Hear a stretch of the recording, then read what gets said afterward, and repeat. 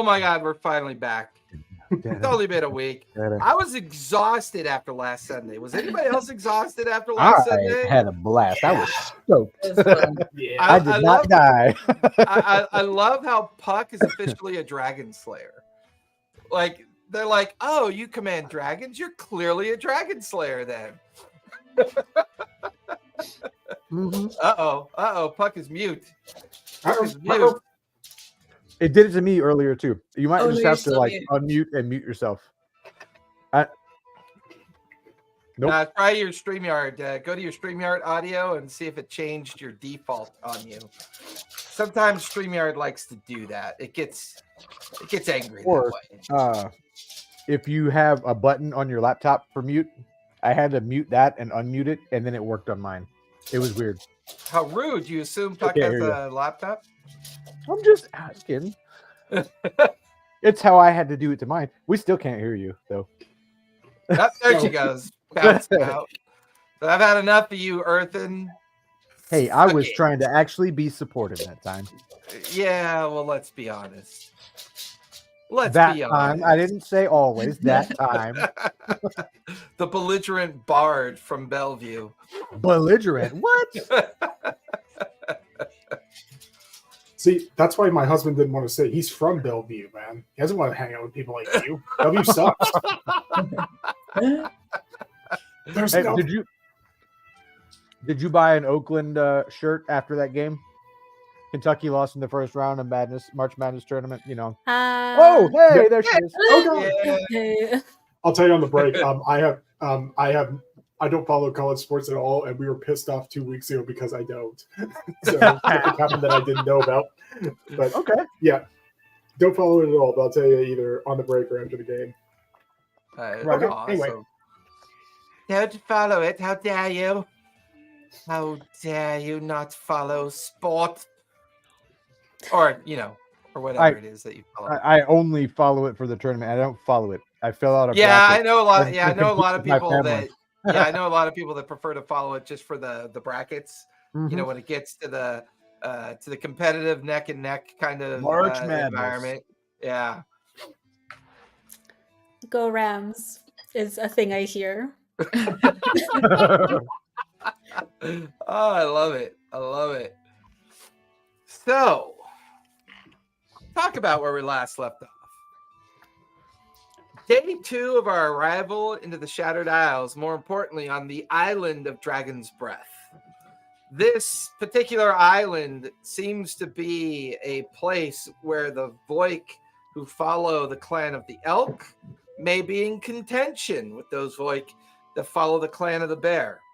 We had a secret little scry interlude on one of the simulacrums of the Dragonborn, which I can't believe after all. Lizard yeah. boy.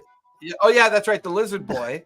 Once again, I'm getting him confused with my other Dragonborn, Vassarisk, which, oddly enough, this guy's now been officially around for like half the game. I think that's pretty impressive.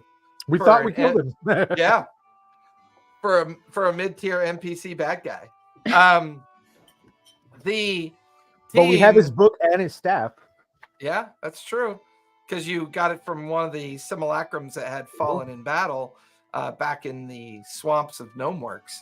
The team finally arriving spent the first day recovering from their escape from the Mimic plane shift portal and allowing them an opportunity to recover and begin to discuss and try to figure out what to do next.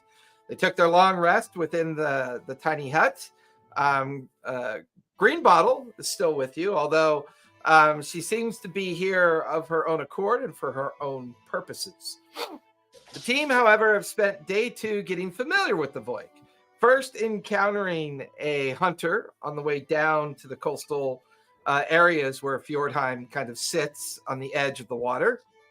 And then later, meeting up with a priestess of the Voik. She then allowing the team to be guided into the interior of Fjordheim township. There's a ceremony there is a process in order to earn the trust of the Voik. Clan Elk has offered up the opportunity of challenge, where each individual is presented to Stormpelt. Stormpelt then assigns the necessary challenge based on the introduction of the player or of the character. And with that, Earthen had a unique opportunity to present the idea of chance and luck. More importantly, the resolution and solving of complex lore like riddles. We then moved on to Xaneth, I believe, went next. And she was challenged with the idea of faith and the idea of divinity and what faith might mean to not only her, but she seems to be what they refer to as a daughter of the sea. So perhaps they have some knowledge of sea elves. Once Xaneth accomplished her challenge, Puck was presented next. At this point, Greenbottle had been discovered and brought into the Voik Longhouse as well to get an opportunity to admire and watch these. Hello. We've got rolling thunderstorms right now where I am. Nice. So if I suddenly go away, it's because California finally slid off the edge of the world and It's Cord. Yeah. It's Cord. Yeah, it's definitely the Stormlord. It's Cord's fault. So it's an act of God, Or split, Spot right? won the fight. as Puck was presented as somebody that seemed to have had a knowledge and understanding of the natural world, including a very resplendent tiger kind of presented as her both friend and pet. It was during her 3 challenges of the beast world, these 3 mythical beasts that are common amongst the Voik, that she withdrew her coin dragon, her pseudo dragon. And by presenting the pseudo dragon, we learn that the Voik have a unique respect for their most favored enemy, dragons in general. Whether it's specific to the Clan Elk or to the Voik in general, not entirely sure. But she immediately won her challenge by presenting her kind of dominance over both the tiger as a beast and the pseudo dragon as a mythical creature, earning the title of Dragon Slayer. With this, Stormpelt then presented his best warrior. As Spot takes his place in the middle of the challenge, there's a sound, what was once a rough, kind of loud background of cheering and frivolity and active participation of the crowd. It settles into a low kind of thrum of throat voices as this very tall, and in comparison to most of the Voik, rather than looking of someone of strong stature, they're very lean and almost kind of like cord, like their muscles are like cords and wires. He comes in only wearing his leather knee-high pants. That's all he wears. He is festooned and covered in tattoos that all bear a resemblance of Spot's so adorable. He thinks he's going to get initiative. That he's just covered in Clan Elk tattoos. By far the most interesting one is the one on his chest, represents the frontal kind of horns and stag horns of a mighty elk. And on his back, as he turns to face the crowd and kind of answer their call, you realize that the back head of the elk is also tattooed on his back. Stormpelt stands up, silences the hall, and you immediately begin to hear a kind of... Those in the background that play the music, they begin to pick up the pace. The drums and everything begin to pick up. Stormpelt stands and he's speaking in Voik. So you're hearing this very kind of Nordic language that is going out. And then you watch as the priestess quickly casts a spell, and then it picks up mid-explanation of his Voik language.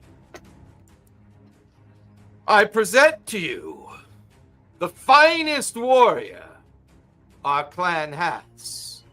Never beaten, never submitted to.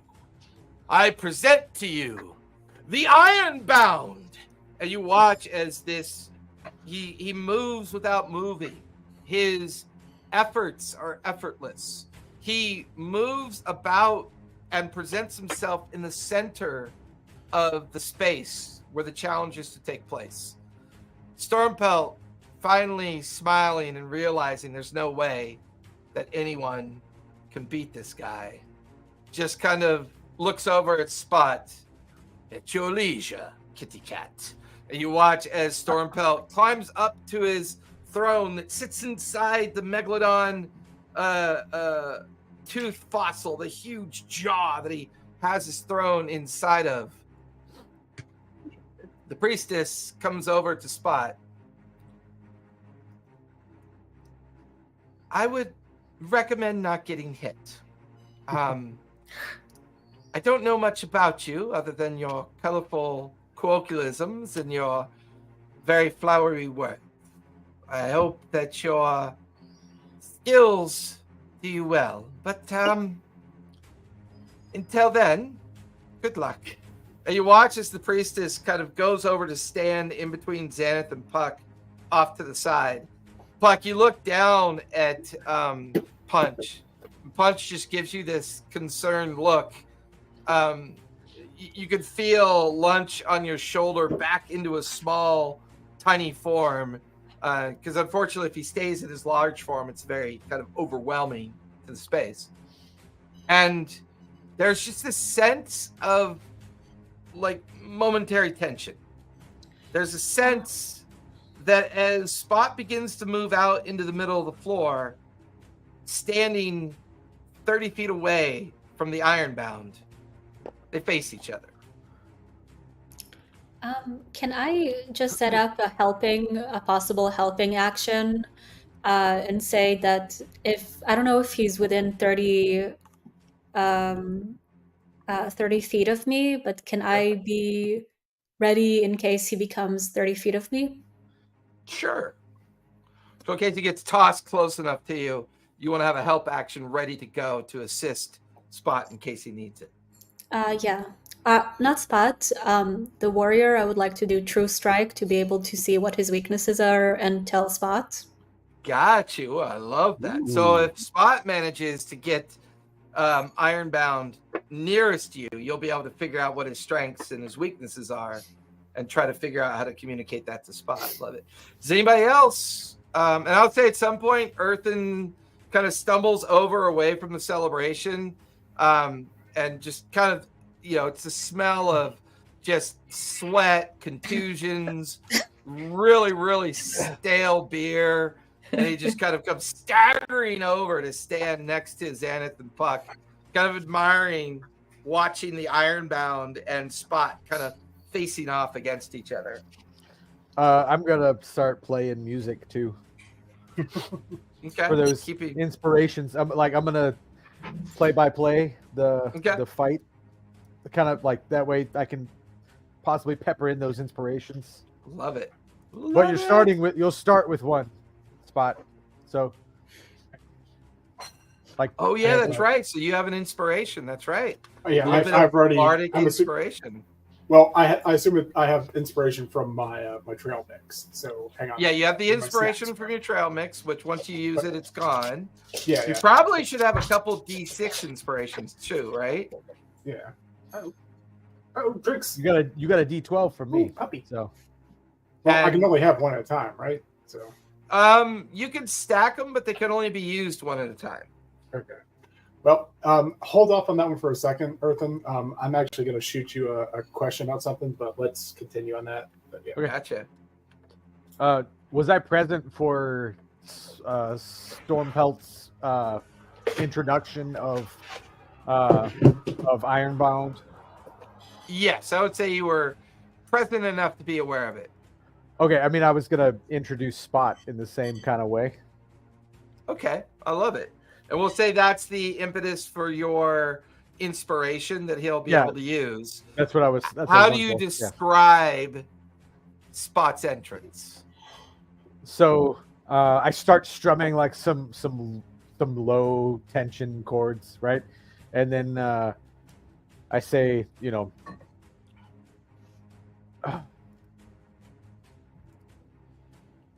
he's been tossed off the mast of a great ship in the middle of the sea, but made his way back to shore. He's been toe to toe with a dragon, standing on its face, fighting it until its last. He's dove off a rock in the middle of the air and with no real care for his own safety, but chasing after friends and fighting until the bitter end. He is the ginger fire tabaxi. God! Give me a performance check as you do this whole flourish. As Puck, and you can have an advantage on it if you need it, because Puck and Xanath are there to kind of cheer on the flourish of it. It was performance? Yes. Okay, that was a 30. 30. There's a point where even I rolled a 19 plus 11. Like some of the other Voik in the crowd are like, yeah, all right. Yeah, maybe this guy's gonna do okay. You know, and like they start cheering and like, and at this point, Spot, what do you, so your opponent is basically wearing just breeches, nothing else. So what are you wearing? Like, so far, no weapons definitely aren't involved. What are you deciding to keep on your person to do this fight? I know you got your pendant. Mm-hmm. I'm keeping my pendant and my bracers on. Other than that, it's just my robe and my bracers, like nothing else. I think it would be dishonorable to use my rapier. No, it's fair. Once you're facing off, 30 by 30, and Stormpelt stands up in front of his throne, puts his hands up. Fight! And as he brings his hands down and yells that out, you watch as Ironbound begins to blur in front of you. His vibration of his movements, he never seems to stand still. And within moments, you feel 4 strikes coming at you. 2 to the midriff and 2 at your jaw. He moves so fast, you couldn't even see him. However, being a monk, you get 1 reaction. What do you want to do as your reaction? Well, first off, he needs to make a wisdom save because he can't target me because I have sanctuary. All right. That is a 31 on his wisdom save. Well, fuck, but yeah. Okay. Fair enough. Oh, dang. Anyway. All right. He's got to do that for like every action he does against me, but hey, I'll take it. So, because it's not concentration, right? It's wisdom.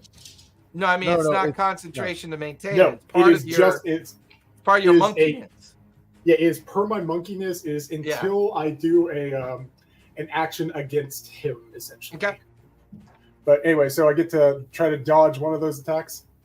You get a reaction. What do you want to do with your reaction? I'm just going to try to evade. I'm just going to dodge. Okay.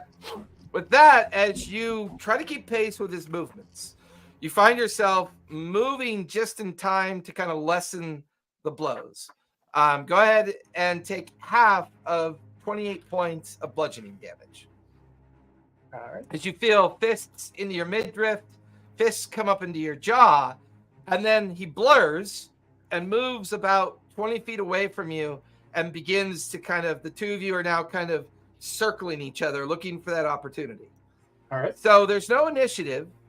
There's no need for move, action, or bonus action. You just describe to me what you'd like to do, and then I'll have you roll dice. Okay. Right now, I'm going to cast Silent Image, and I'm going to make a perfect copy of myself. Okay. Perfect copy of yourself. Where does it go? Right now, I'm just using my I know I'm just matching my stance to the image, so it is just overlaid on me. Gotcha. Awesome. As you bring your silent image into existence, you watch as your opponent blurs and races towards you. You step at the last instant out of the way as you watch 4 more blows harmlessly pass into your silent image. This has opened up an opportunity of attack for you. What do you want to do? I'm going to do if I'm able to, going to attack him with my Quicksilver Claws. Just do my 2 attacks that I get per round. Okay, go for it. Roll to hit. And you have advantage on this because your silent image effectively distracted him.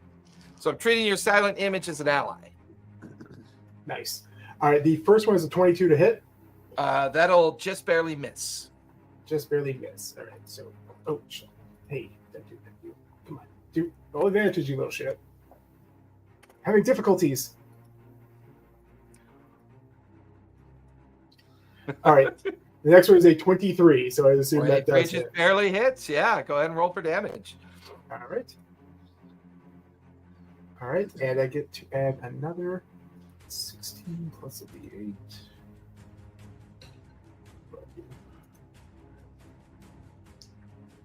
That is 21 total damage. Nice.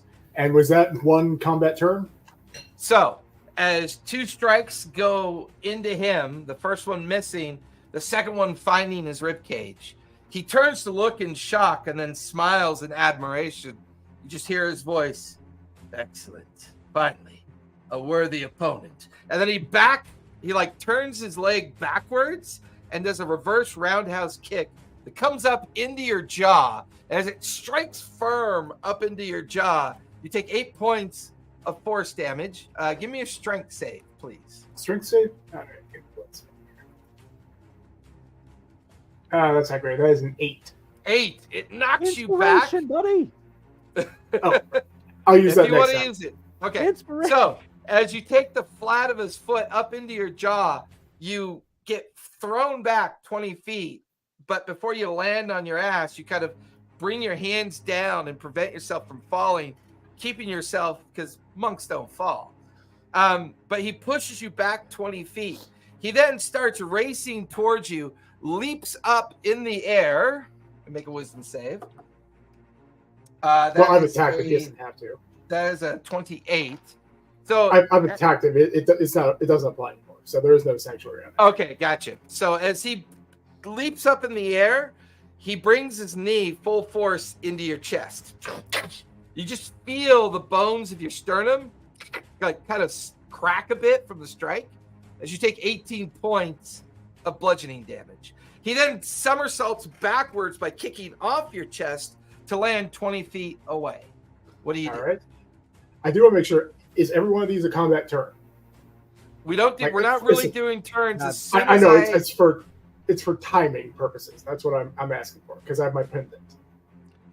Yes, for that purpose, okay. Yes. Every time I go into what do you do, that means you gain the health from your pendant. Good point. I like that. Okay. And all right, so he's about 20 feet away? He's about 20 feet away. The two of you are kind of circling each other in anticipation. All right. I'm just going to charge at him, just claws extended outwards and just barrel forwards. Let me know when I'm about a foot away from him. As you get within a foot, so you're about up in his grill at this point. I'm going to use invisibility, and I'm going to attempt to grapple him as soon as I turn invisible. Nice. As you go invisible, he brings his arm back like he's going to punch, and then you disappear. Go ahead and give me acrobatics or athletics with advantage as you try to grapple. And my guy will have disadvantage. That is a 32. 32. I rolled double 19s for a 30. So you win the grapple. So you've got your arms around his torso, and it's like holding onto rock. I mean, it's just, the guy is just a massive sinew of cartilage and muscle, but you have him, and you grappled him around the waist. What do you want to do? I'm just going to drive him into the ground. I'm going to knock him prone, preferably on his face or on his belly. Yeah, and does your invisibility reveal you once you attack? I gotta take a look real fast. Because there's lesser and greater. Does it describe your ability as lesser or greater invisibility? The spell ends for a target that attacks or casts a spell. So yeah, Okay, so basically it's as soon less- as I did that. So yeah, so like you guys watch as Spot goes invisible just as he gets up in front of this guy, the Ironbound, and then the Ironbound goes to throw a punch, but then Spot goes invisible. Within a moment, you watch as Spot reappears, but he's holding on to the Ironbound by the waist, picks him up, slams him into the ground. Yeah. Go ahead and roll 2d10 for the damage, if you would, Spot, and Alright. add your Dex modifier to it. Okay. All right, that is 11 plus my Dex modifier. That is 16 damage. Nice. As you slam him into the ground, you hear his breath kind of whoosh out of his body. And as you slam him, he kind of looks up at you, and then he takes his palms and he brings them down and up into your rib cage. And you feel the palms strike twice. And you feel like your vision just blur for a second. Give me a con save, if you would. Con save. Is it like quiet except for music, or are people cheering and shouting? Oh, people and are stuff? definitely cheering. Okay. All right, that was a Jesus. Where do we find the log? It wasn't high. I think it was like a 12, or it was a 15. I think. Yeah. 15. Your vision blurs as you feel yourself get stunned, and you kind of stagger and stop. And you're trying to clear your vision. You're trying to clear your breath and get yourself organized. You watch as the Ironbound slowly gets to his feet and breaks out of your grapple, but then grabs you by the back of the head and brings his knee up into your face twice. Yeah, just slams it up there as you take 12 points of bludgeoning damage. You kind of stagger backwards, but staying on your feet. You're no longer stunned. What do you want to do next? Let me see if I have anything interesting I might be able to do. Oh shit! I should have done it the first time. I'm just gonna again just run at him and just try to get him with my claws. Okay, go for it. And don't forget, you have your key you can use too. Oh god! Thank you. Yeah, don't forget. I mean, the only thing we're doing different is I'm not putting you in the initiative box. You're just free to describe what you want to do, expend what you have, and then the ebb and flow of it will take place. Okay. I think I got another just barely hit. I got like a 23 and like a 17. 23 will hit, just barely. All That's fast. So I'll roll damage on that real fast and screw up. 8 plus D8. Screw it. Let's roll physical D8. That is. Sorry, I got to do math here. No worries. 4, 8, 15, 22 damage. Nice. Describe what you do. I've tried to I just run at him and I just dig my claws into his chest and just pull backwards. Is he stunned? And he I'm gonna have him make a con save. We'll say that's a stunning strike. Okay. Ooh, he fails. As you reach across his chest and pirouette behind him, he staggers and his blur stops. He's no longer vibrating or blurring around you, and he shakes his head like he's stunned, like what he did to you. You have another attack here. Go for it. All right. I'm going to go ahead and where are you? Do my claws again. I will use my inspiration, my D6 inspiration. So let me roll that real quick. Go for it. And one much. Ooh, crit. That is a crit. Hey. Nice. Roll twice All right. the dice or roll the dice once and times it by 2. Up to you. All right, let's roll it twice. So let's see, that's 22 plus an 8 because I got to roll D8 again. So this is weird. Ooh, nice. 22. That is 30 damage. Nice. With that, he is stunned, but as soon as you strike him from behind, your claws dig in and up into his rib cage, and you just kind of lift him up, drop him to the ground. As he drops to the ground, he somersaults backward and he upward kicks into your chin while at the same time kind of pirouetting away from you and doing flat palm strikes to your sternum as you take 21 points of bludgeoning damage. He then looks right at you and begins to blur again, and you watch as he moves so fast between different points in front of you, he starts moving towards you. You see him fly and arc towards you with both knees kind of striking you in the chest. Would this be, is he going fast enough that I could potentially consider that a missile weapon if he's flying that fast? I like that. Yeah. What do you have to roll to catch an arrow? I have to find it in there. It's been a while since I've actually had to use it. Should be deflect under missile your... attack. It is a missiles. I'm trying to read it. Oh, I reduced the damage of it. If it reduces to 0, I can turn it back. So how much damage? So like as he leaps towards you, you use the momentum. You grab onto his shins and you turn and you toss. Because of that creativity, as you turn and toss him, he wasn't expecting that. So he kind of lands sideways on the ground and skids within about 10 feet of you, Puck. Yes. Okay. Don't fuck it up, Puck. Don't fuck it up. I cast True Strike. Does that mean you have to touch him? No. You point a finger at a target in range. Your magic grants you brief insight into the target's defenses.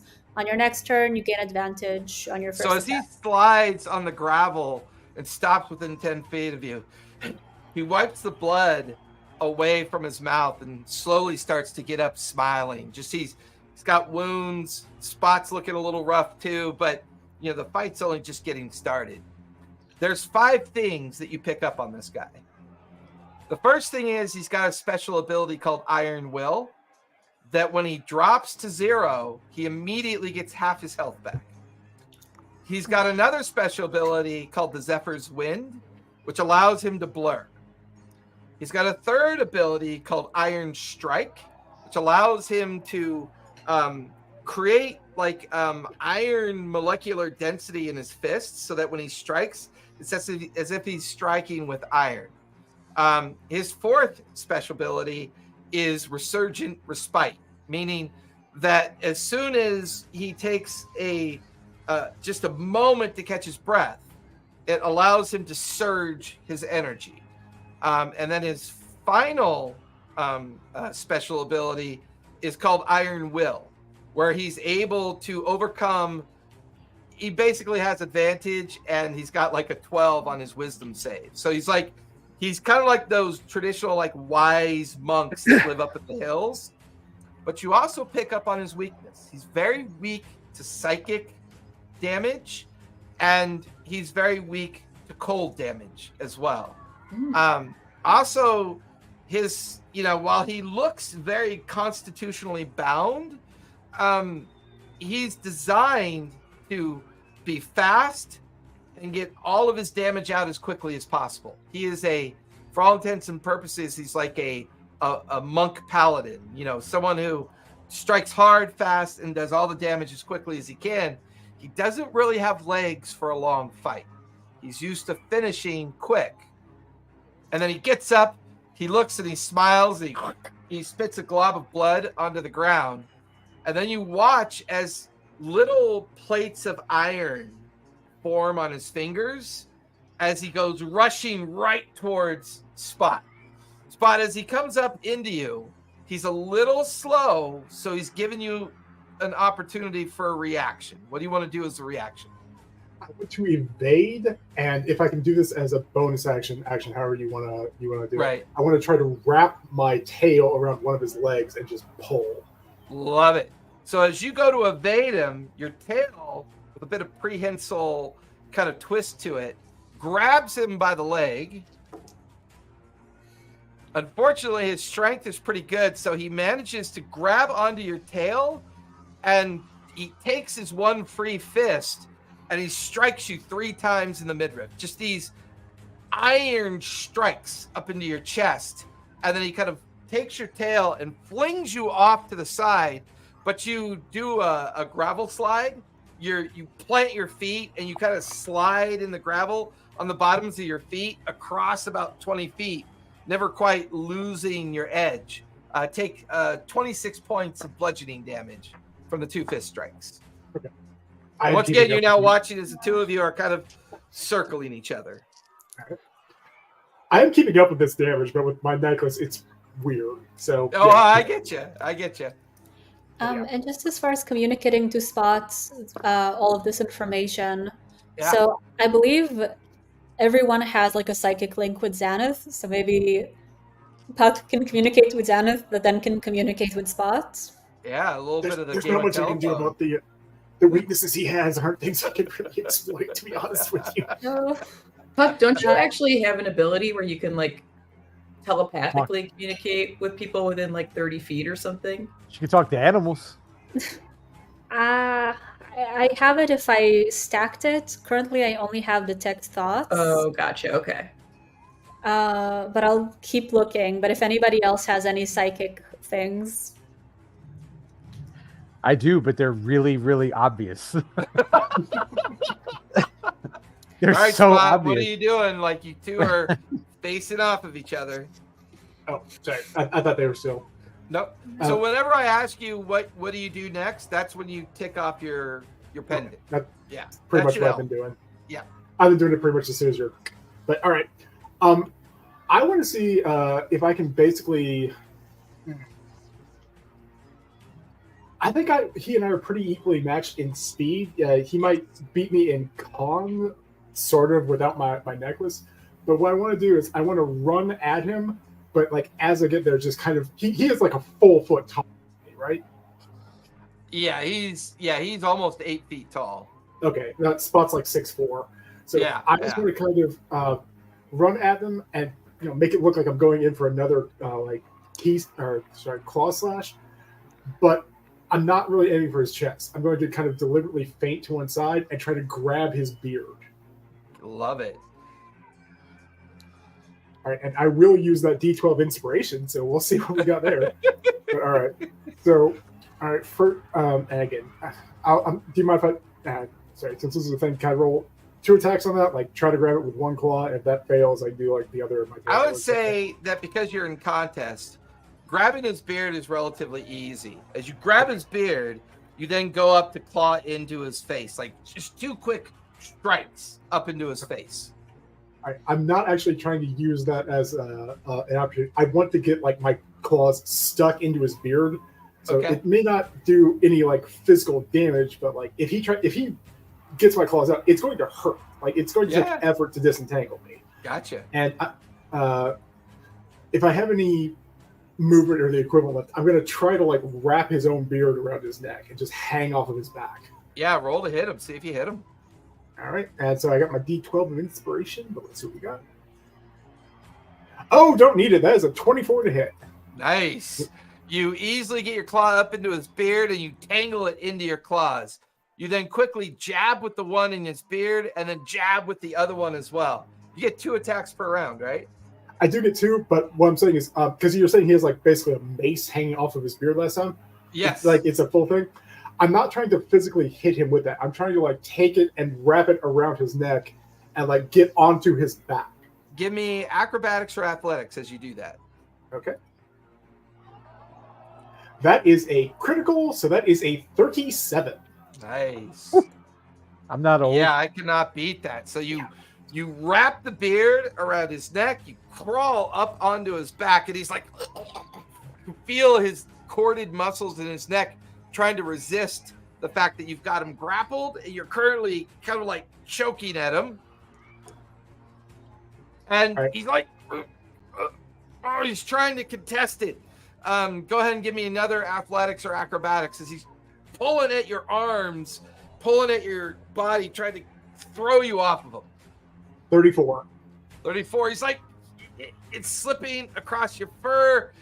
He can't quite get up to you, and he falls to one knee. And then he's like, and then as he's kind of like beginning to lose consciousness, he grapples at you again, trying to throw you off. Give me another athletics or acrobatics. That is another critical, 37.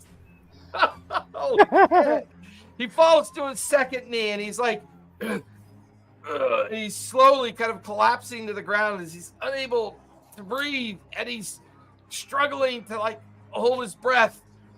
And and then you hear him speak. I am the Ironbound. I am the wind and the will. And he disappears. And there's a flourish of wind around you. And then you watch him as he reappears like 20 feet in front of you. All right. He's like holding on to his neck, staring at you. And oh, you are beautiful. And he sprints right at you. But you watch as finally the mace on his beard becomes active. And he uses his free hands to manipulate the mace and the iron ball that's bound into his beard. You can see little tendrils of hair ripped away from where he used his ability to get away from you. You watch as the iron ball kind of comes up, down, and like slams into you like 3 separate times as you take 68 points of bludgeoning damage. Again, can I try to, if those are equivalent to a missile attack, can I try to deflect those again? Not a missile attack because it's actually attached to him. If he was free-forming, throwing something at you, it would definitely be equivalent to a missile attack. Right. It's equivalent to a melee. Okay, you said 68. I got to do a little bit of math. I've just been doing this one at a time there. Getting my calculator up.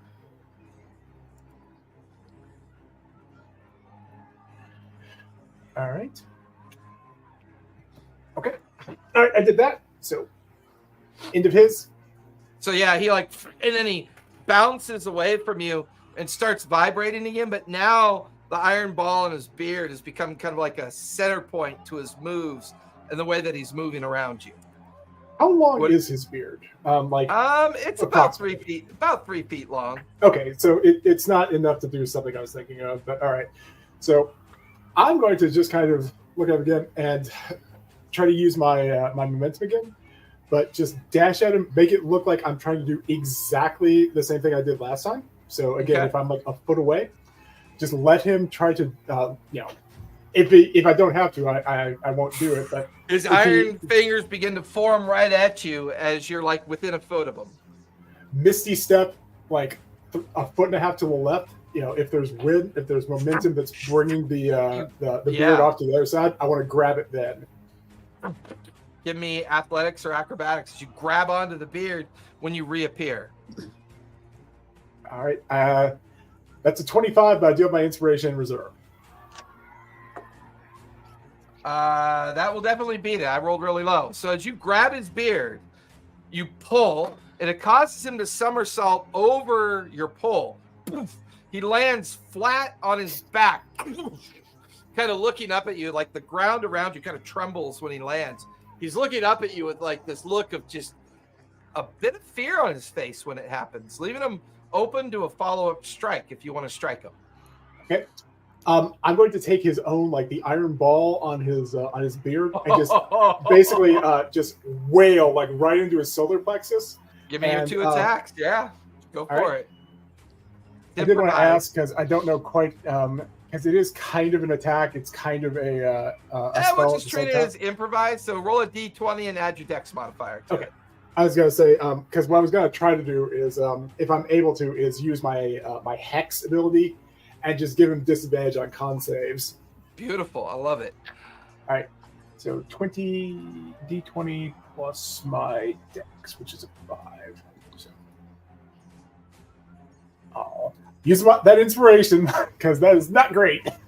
Go for it. D12. Come on, high level. Let's go. Let's go. Let's go.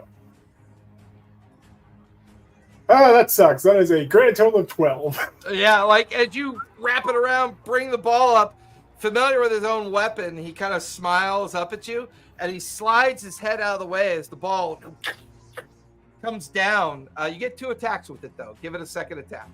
All right. So let's try. What were you? That is a 24. Earthen, did I just have the 1 inspiration from you, or are you kind of going? I've only given 1 out so far. I haven't had the opportunity to shout more at you. You're fine. That was a 24 on my side.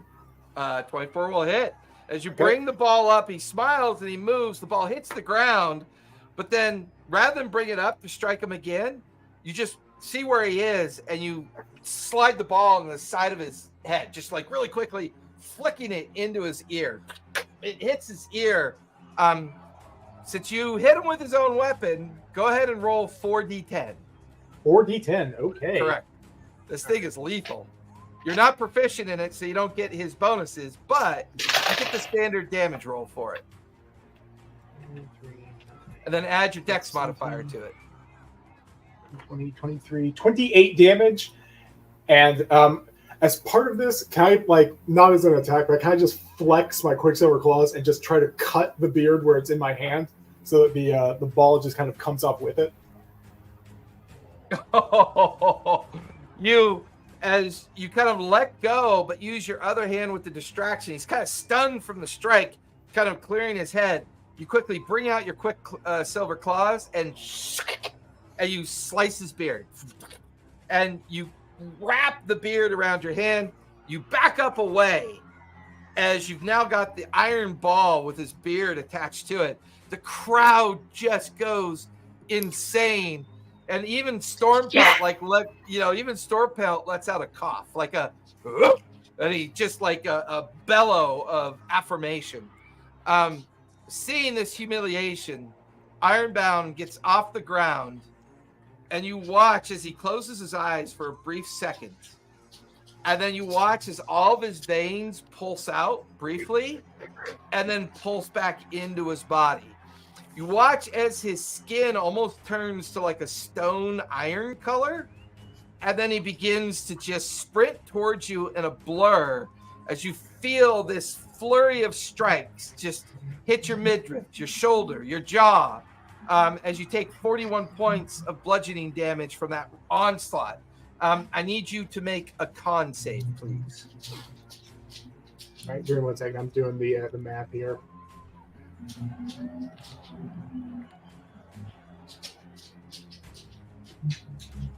Was it 31? 31 points? Yes, 31 points of bludgeoning damage. And then give me a con save. 21. Nice. You just barely managed to keep the stun effect off of you, but you take another 8 points of bludgeoning damage from the stun attempt, which is halved to 4.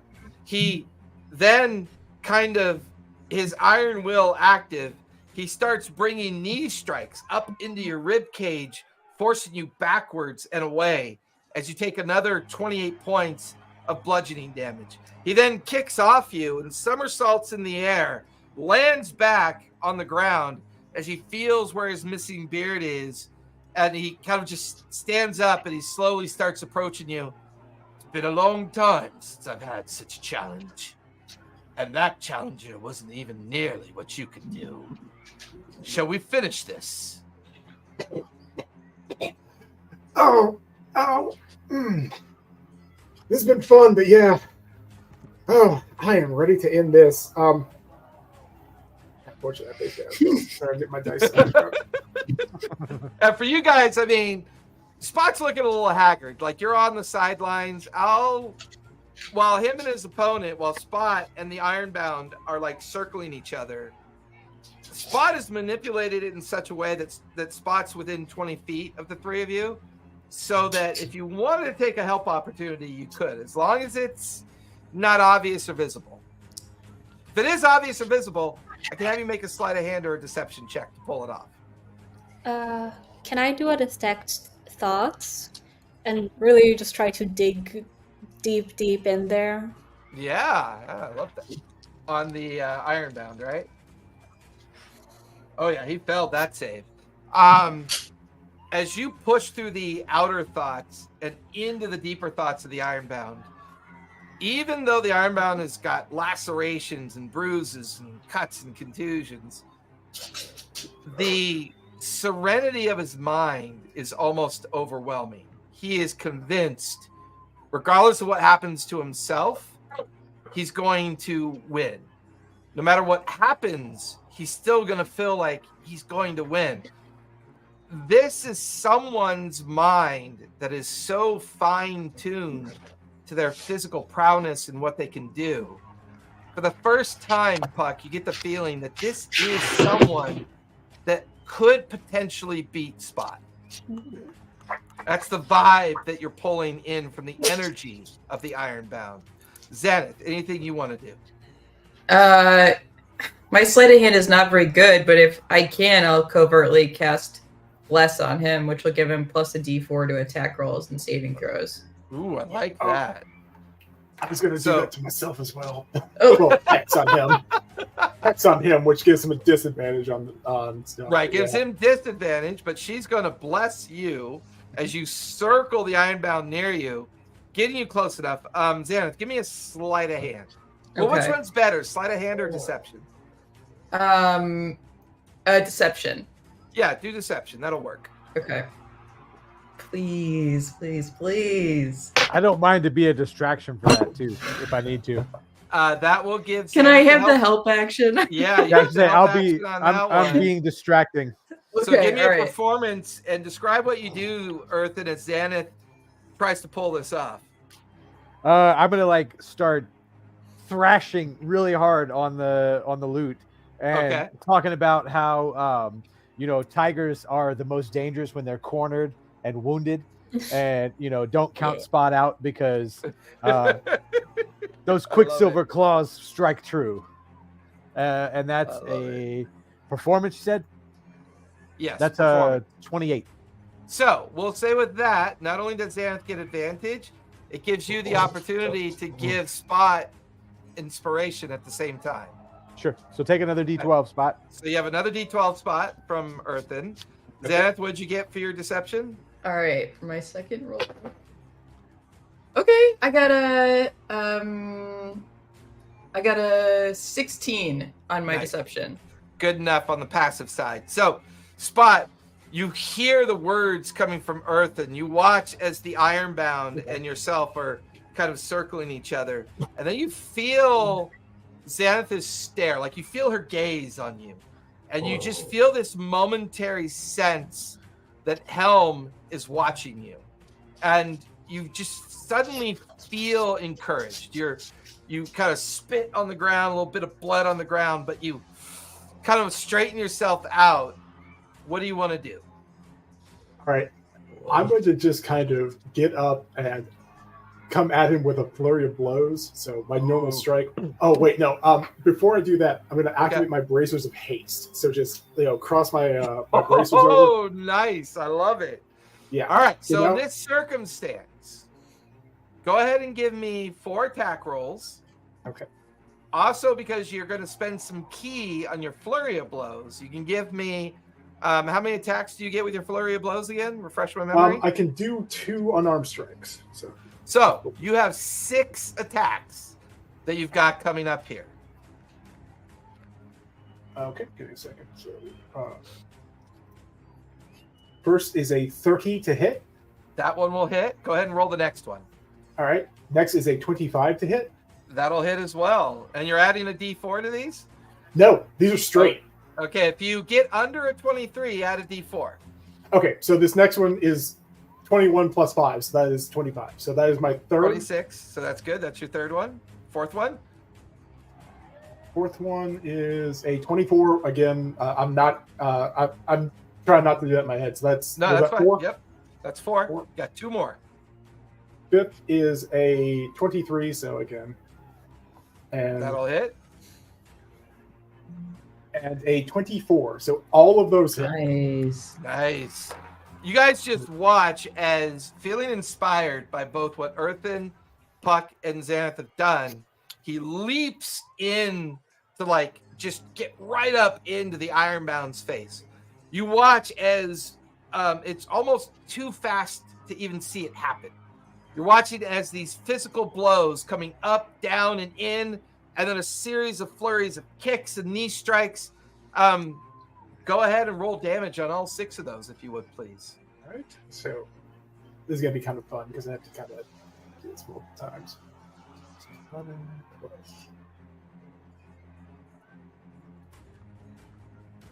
right. First one is 12. Okay. I might have rolled the wrong one there. 15. Next is a 23. I think this is the most activity Spot's ever done in the ring. Yeah, I know, right? The next one, I don't remember how this. It's been a long time since I've actually did this. I did get the max on that, so critting on the damage roll doesn't do anything, right? Okay. All right, Correct. so that is a Just max. 17. I'm also not used to it. This is what, third one? Yep, this is your third one. 18 or no? I'm sorry. Shit, what was that? So, yeah, 17 or 18? 18. Sorry, I Okay. can't math. I got too many That's things fine. going on. Damn it. Yep, roll your fourth one. 11 plus 13. Is this one coming up my last one? No, you got two more. Okay. Yeah, that's great. That's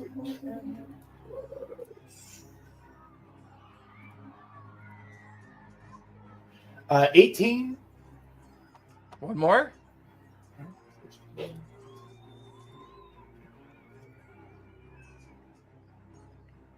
And a 17. Nice. Do you want to spend any more key to do a stunning Yeah. strike? I right, was about yes. to say that. I would like to do that. Con with disadvantage. Mhm. That is a natural 20 and a 4.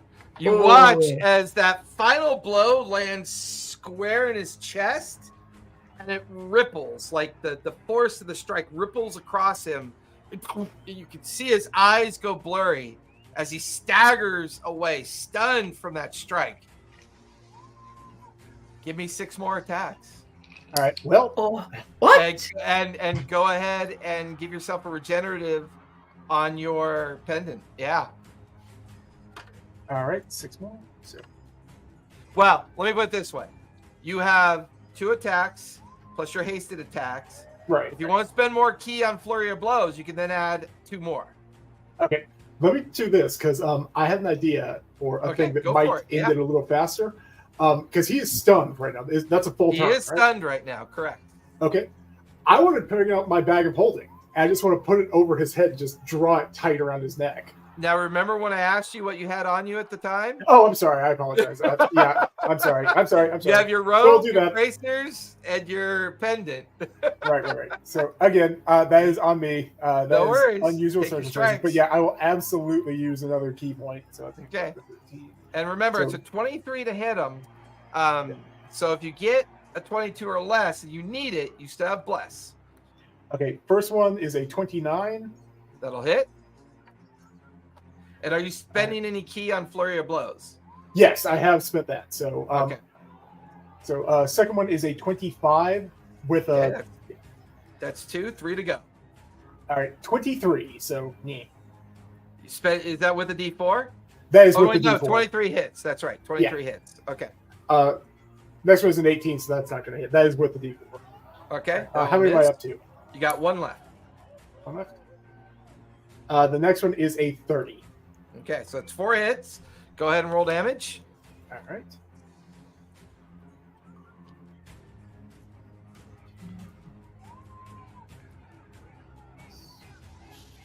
Keep forgetting that Spot is like a giant bucket of hit points. Yeah, that was a 20. 20 points. Okay. This was good.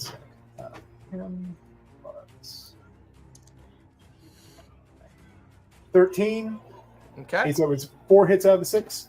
So that's it was 4 hits out of the 5. I gave you 1 extra by mistake Okay. in the What was last it? round. I keep forgetting a hasted action is a single attack action, not a whole new action of Yeah. attacks. I always do So that with that- haste. That is 14. Okay, you have 1 more damage roll. Okay.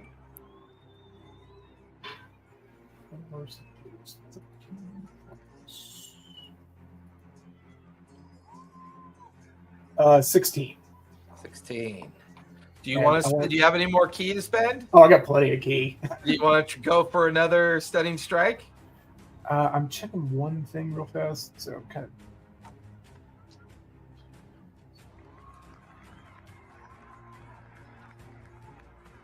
Yeah, absolutely want to do another stunning strike.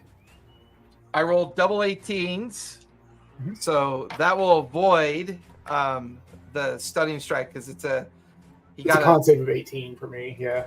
Yeah, so it pretty much, or DC of 18 for you. Yeah. He catches your final blow as blood is like coming out of the corner of his mouth, coming out of his nose. He catches your final blow as it like enters into his hand, and he just squeezes really hard. And give me a strength save, if you would, please. Save. Where are you? Get out of there. Oh, that sucked. That was a 12. Yeah. Oh, wait, I have inspiration. You Wait do? a minute, I'll burn that. That was another D12. Yep. And Xanth. And you can add a D4 to saves as well. So it's Yeah, it's for. my. That's true. It is saves and attacks. Thank you. I think that was a total of 17. My D12 did nothing. It was a Yeah, it like you feel him grab onto your hand, and you feel your finger bones kind of almost break and buckle as he grabs onto you, and he pulls you in, and he gives you 3 elbow strikes right up into the collarbone, and then he goes to like try to throw you. So go ahead and take 49 points of bludgeoning damage. But give me acrobatics or athletics as he's attempting to throw you. Okay. That is a 28. All right. I think that's going to beat me. Oh, yeah, that beats me. So as he tries to pick you up and toss you, there's an opening. What do you want to do? I want to try to just like grab. I assume he has like fairly long hair, or is it shaved? The back of his hair is braided to a short kind of shaved finish. His beard is gone because you've already ripped that off. All right. I want to try to like dig my claws into like the base of his skull and just like I'm not like trying to pierce it and like do horrible brain damage. I mostly just want to get a grip on his head and kind of use physics. So if he manages to throw me, he's basically going to face plant himself into the dirt. Yeah, as he throws you, he goes, oh! He feels your claws dig into the back of his head, and it causes him to flip over, and he lands on his shoulder and elbow and face into the gravel as the gravel like bites up into his face. He kind of like he's stunned on his side looking at you. You have another opening if you want to take it. I will go ahead and do another one of my attack rounds. So going from a 6 attacks with my flurry of blows. So I gotta keep track of a bunch of different things here. But yeah, I got tons of hit points. Yeah, it's 3 attacks because of your haste, and then as a bonus action, technically you're just going to spend key to do flurry. So it's another 5 strikes at him if you want to take those strikes. All right, I'm just going to count these down. Like anything over 23, I'll tell you. So that's 1 hit, 2 hits, 3 hits. I got that does hit with the D4, so that's 4. Perfect. 4 hits. 1 more. That's not going to. That's a 19. So 1 more. Okay. Right. No, that's it. That's 5. So you got 4 hits. Go ahead and roll damage on them. Well, I get 2 attacks per turn, and it's hasted. Like this doesn't even use my. Hasted is 1 attack action, meaning you can attack I know, once. Well, you get remember 1 attack.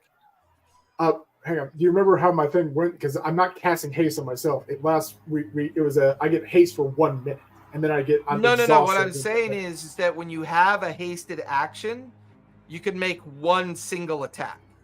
Okay, because that's how haste is described. Okay, because the way we did it last time, it was I basically have haste for a minute in combat. It's not the minute's not the problem. Yeah. A hasted action means that you can make 1 physical attack.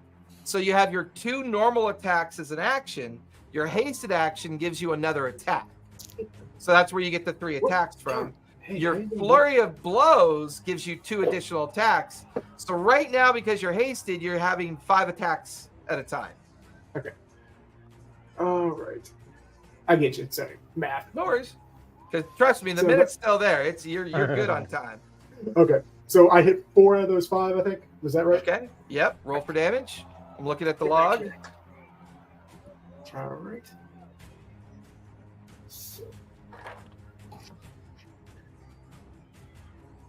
It's the longest I've ever seen Spot fight. 16. This All guy's right. a bucket of hit points. He is. Yeah. He really is. Spot also didn't get like stunned or anything and incapacitated for the fight, so 23. That's pretty sweet.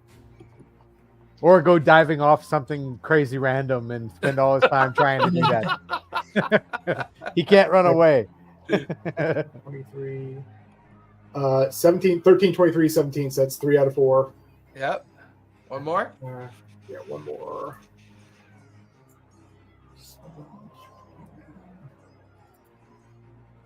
Oh, not the right dice. 22. 22.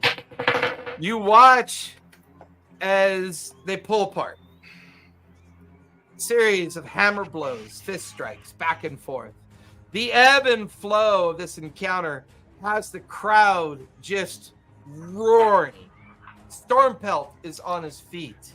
The priestess and some of the other kind of court members of the chief are leaning in towards this fight as it has ebbed and gone back and forth and back and forth. And for the first time in a long time, two things happen.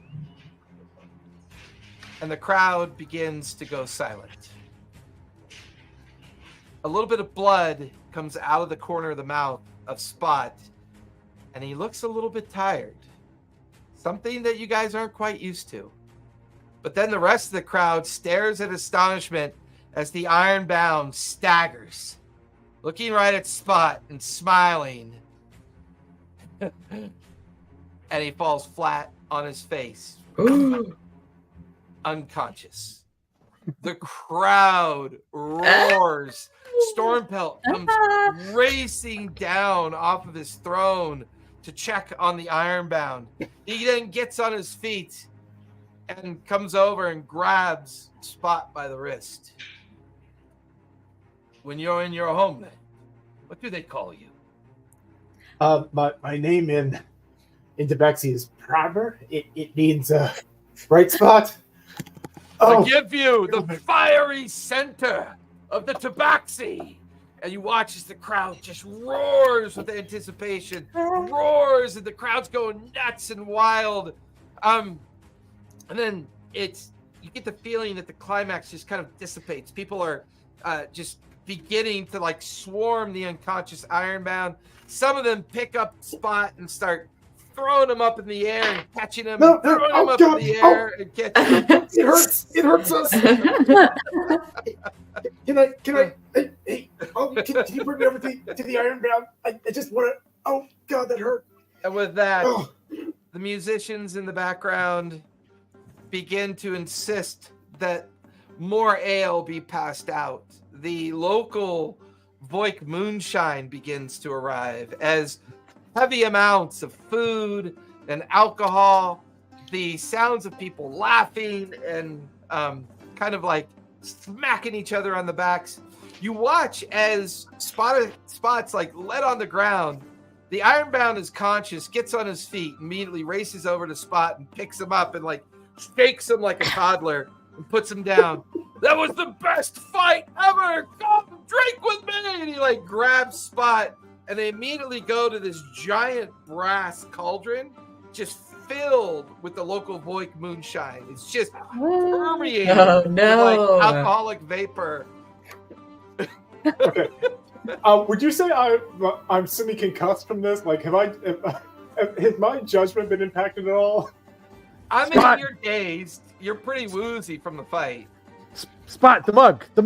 Here, the mug. I grabbed The special juice. Okay. It's the I've filled because it was that fancy mug of fills with everything, right? Uh-huh. I filled it with your crazy Tabaxi punch stuff. The face. The Ironbound looks at the mug. What is this? It smells. It'll melt your face. Proud to knock tankards with people willing to stand up for what they believe. And you guys watch as Earthen, Spot, and the Ironbound pull on their tankards. Watching the Ironbound fall unconscious again is pretty hysterical because as he drains the tankard, not realizing it's the Tabaxi firewater, He immediately, you could see smoke and steam pouring out of his mouth. His eyes go wide with fear, and you just watch as his eyes roll up into his head, and he just passes out again. All the other Voik just roar in like laughter and immediately grab the tankard from Earthen, and they begin to challenge each other. You try it. No, you try it. Like all the Voik are like going back and forth. So for Puck and Xanath, you lose Spot and Earthen to the crowd. And the two of you are kind of sworn by some of the other Voik who are doing their kind of like their ceremony of welcoming you to the Voik. You know, they come up and they shake your hand, or they can't resist it because Puck is so tiny and cute, right? They pick up Puck and they, welcome to the clan, and, you know, put you back down. But as they do that, they kind of eye your tiger and gently set you down and kind of keep in a respectful distance.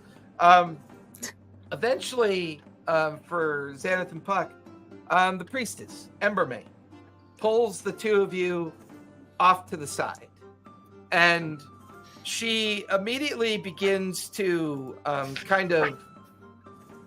you get the feeling that she's relieved. Well, that was quite a presentation. If you're going to get involved with the Voik, it's good to show as much as you can in the process. And the four of you, well, now I think you can be trusted. The Voik know you can be trusted. Earlier, your friend, the one over there getting silly drunk, he had mentioned something about the Bear Clan and its chiefess. Can you remind me what he said? We were hunting someone else, a minion, and I saw a vision of that minion speaking to the chiefess of the Bear Clan, trying to encourage them to attack the Elk Clan and to take over the island with a particular interest in the lighthouse. She also said, though I don't know it's true, that they had the Dragon Clan and the Deer Clan already bought into the idea of an invasion. Interesting. The Dragon Clan, well, they haven't been seen for a very long time.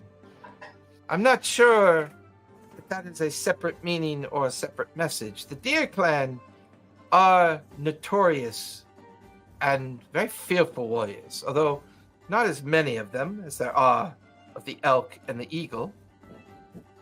Perhaps. So, when you say vision, do you have the eye? Are you able to use your magics to look for people, to find people? Is this something that you can do? This is an ability I have to be able to see people that I know of or am familiar with. It's something given to me by my god. There is a member of our clan that went missing some time ago. If I were to describe him to you, do you think you could use this ability to maybe try to find where he is?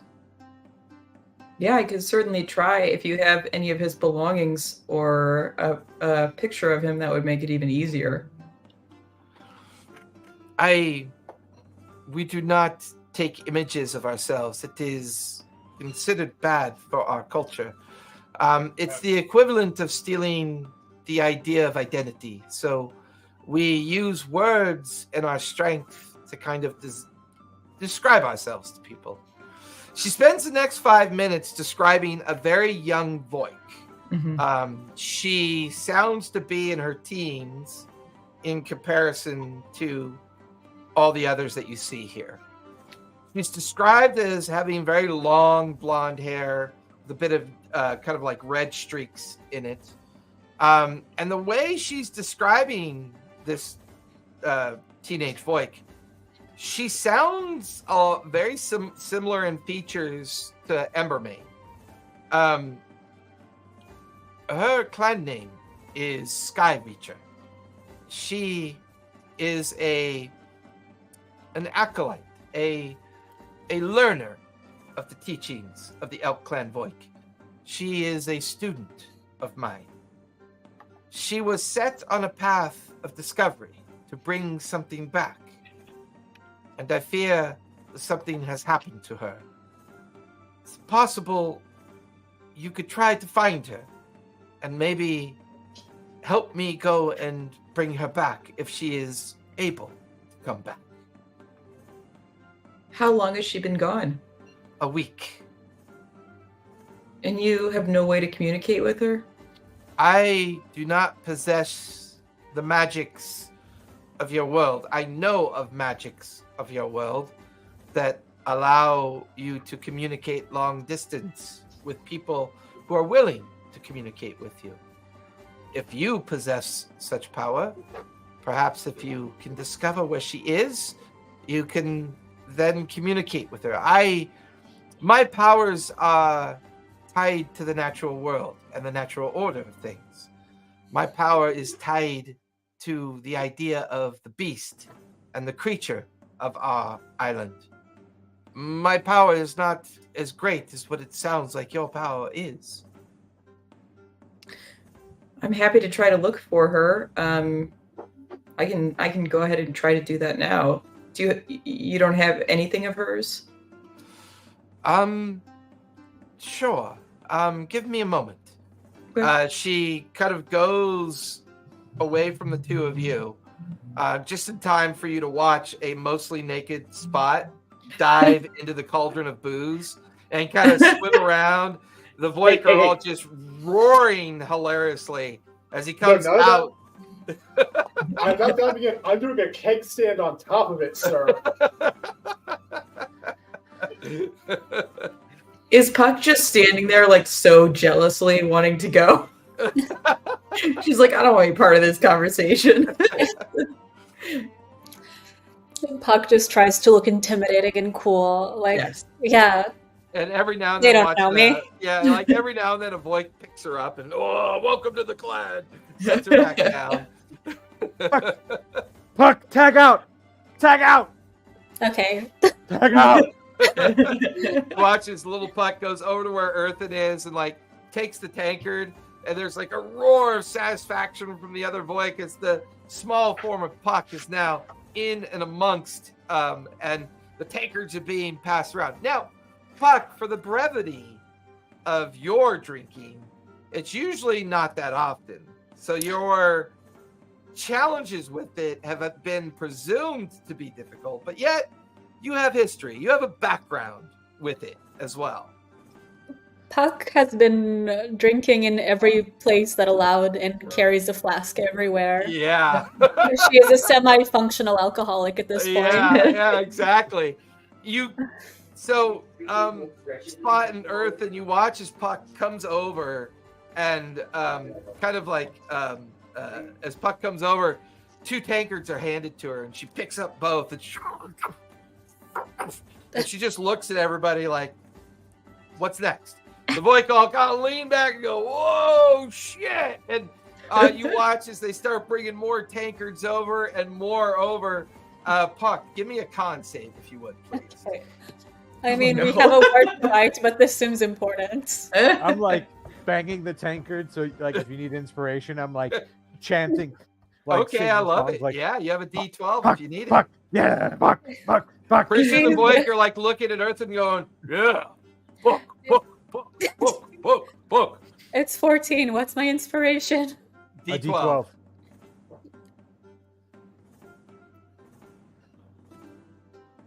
Okay, 14 plus. Puck, Puck, Puck, Puck. Okay, 17. That's decent. Yeah. You feel a belch kind of erupt and you feel a little buzz, but you're doing a pretty good job of like holding it together. The Voik are super impressed. This big, large Voik female kind of walks up to you and just hands you an even bigger tankard. And she looks, do you need help handling that large tankard, little one? I could hold it for you while you drink out of it if you'd like. How about a wager? Ooh. What are we waging? My hunting knife for... What do you have that's worth my while? You watch as she pulls out this huge bone sword. It's just like fashioned out of ivory and bone. The blade is like this brown ebony blade of like pure bone that's been polished. And you watch as she swipes it along the chins of 3 of the Voik, and their long twisted beards, just without even a movement, just their beards just drop to the ground. Is that good enough for you, darling? Is it something Puck would be able to handle, or is that It would be the larger? equivalent of a 2-handed weapon for Puck. It's not quite a finesse weapon, but we could figure out a rule set for it. What else do you have? She goes, well, I guess I could wager these. She pulls out these 2 thin throwing knives, and she turns them inverted into her hands, throws them, and they take off the hair of 2 of the nearby Voik. And you see their hair kind of fly up, and a little trickle of blood come down their forehead. The 2 Voik stare at each other, and they look at the one, and they go, they just start laughing. That I like. Okay. She Puck, sets the big bucket of the ale in front of you, and she takes hers. She goes, are you ready, darling? oh, am I? And then Puck cannonballs in and starts drinking. You just start pouring it down. Give me a con save, if you would, please. Puck, Puck, Puck, Puck, Puck, Puck, Puck, Puck. Okay, 13. Do I have an... Do you have another one to burn, Earthen? Oh yeah, I've got yeah. Okay. Can I You got can I another cast D12? bless on her? Yeah, you can cast. I can do it from the corner. Yeah. Bless. Yeah, That's a you can D4. do that. Well, I guess love that's it. it's a saving throw, right? Oh, that's Puck, 21. Puck, Puck. Yeah, Puck, nice. Puck, And you also have a D4 if you need it. You know what? Just to see how bad I defeat this person. 21 plus. That's gonna be 23. Yeah. Nice. Our priorities Puck, are Puck, unchecked. Puck, Puck. As you stagger under the full weight of the brew as it courses down your throat and into your gullet, they all stare at you. You watch as hey, you can handle your liquor, and she finishes her bucket. She staggers underneath the weight of it, and she looks, fill it again, and you watch as they take the buckets and dip them into the big brass cauldron filled with ale, and they set them back in front of you. I could do this with my eyes tied shut and my hands blind. And she like picks up the bucket. You guys watch as Puck picks up the bucket. Go ahead and give me another con save with a D4, and you have another D12 if you want to use it. Yay. Puck, Puck, Puck. Okay, 10. Puck, Puck, Increasingly worse. Oh no. Puck. Is that with the D4? Okay, no, now I'm doing the D12 and the D4. Okay. So that's gonna be a 19. Total of 19. All right. This staggers you a little bit. You're now drunk. You're beyond buzzed. You're drunk. But this other gal, she's hammered. And she, you both sit down. You can hold your liquor like no other person I've seen. Quick, fill him again. One more time. Can Puck go puke real quick? Well, that means you lose if you puke. Oh, wait, no, never mind. Okay, yeah. You watch as the boy just start chortling and laughing. They dip the buckets into the cauldron and set it in front of you and the Voik woman. Are you ready, dear? This is gonna put you down for sure. And the two of you start drinking. Give me another con save if you want, Puck. Okay. Here's a genuine question. Sure. Can I use freedom of waves to just pour this forcibly down my throat? The problem with too much freedom of creative. waves, the problem with freedoms of waves is that it takes up a lot of area. So basically, you would drown this whole area in water with that ability. So I'll say, give give yourself advantage on this as you're forcing yourself to drink it. However, if you fail, it means you're going to pass out cold and vomit at the same time. Okay, fair. Early end to the night. Ooh, okay, thank God to that advantage. I have +1 to Constitution. I have not mentioned that. So I can't use Freedom of Waves, even just to get the target off of me so they don't know for sure if I finished it. Not really. If you do it, it's gonna wash the whole area in I'll say this much. If you cast it, it's gonna cause the cauldron to burble up, and all the ale in the cauldron becomes the source of the liquid of the Freedom of Waves. Yes! Okay. Listen, So, if I'm gonna lose, I'm gonna lose spectacularly. yeah. So what was your final con save? It was 8. 8. And that's with a D12 and a D4? Oh, no. Okay, right. I mean, not that I expect you to roll a 16 and then get a 24, but... Oh, 9, okay.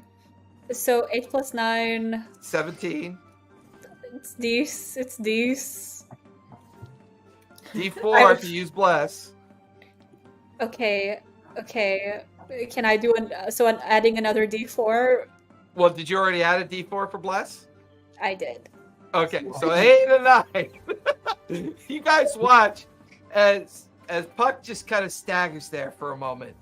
But before Puck passes out, the female Voik just belches really loudly and begins to fall over like she's passing out. You watch as Puck starts falling over as she passes out, but she instinctually like protects herself with a spell because she's hammered.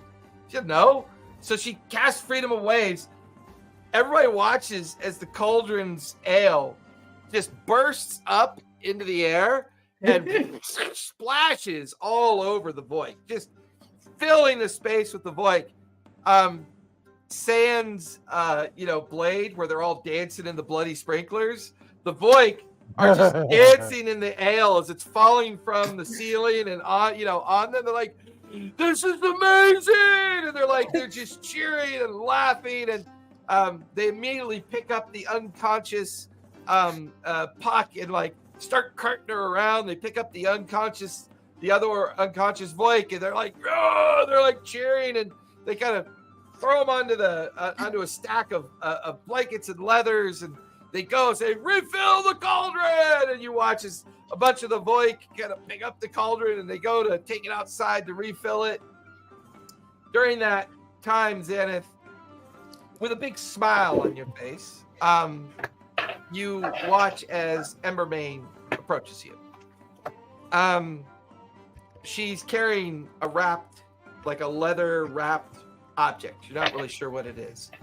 As she unfolds it, she shows you a almost like a comb made of bone and ivory, and she says, reaches with the Sky Reacher. She would use this in her hair. This is the only thing that I have of hers. Whenever she travels or goes on journeys to bring back things that we need for our lessons and our understandings, she takes everything with her. But she did leave this behind. Perhaps this could help. And she hands you comb. Let's go ahead and take our 5-minute break, and when we come back, we will do the second half. That was so cool. All right. Finally got to see Puck in her element. I love it. I know what I need to do when we get back. That sounds like trouble. No. I'll shoot you a Discord PM.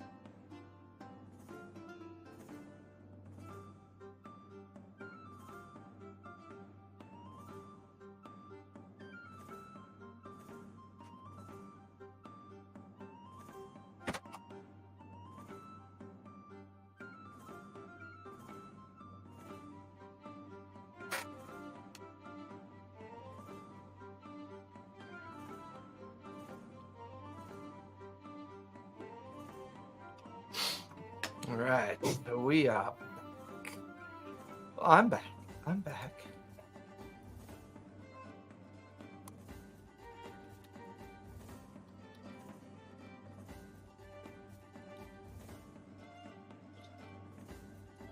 I'm back.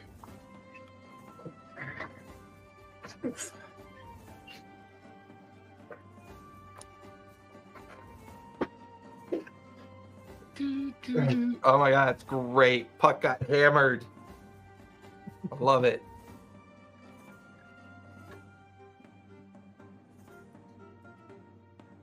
Puck got But yeah, I sent you a quick message on Discord, so you know.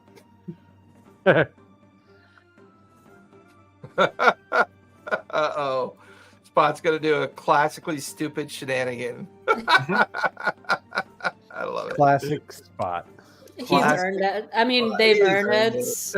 They've earned all the shenanigans after this extremely serious badass fight.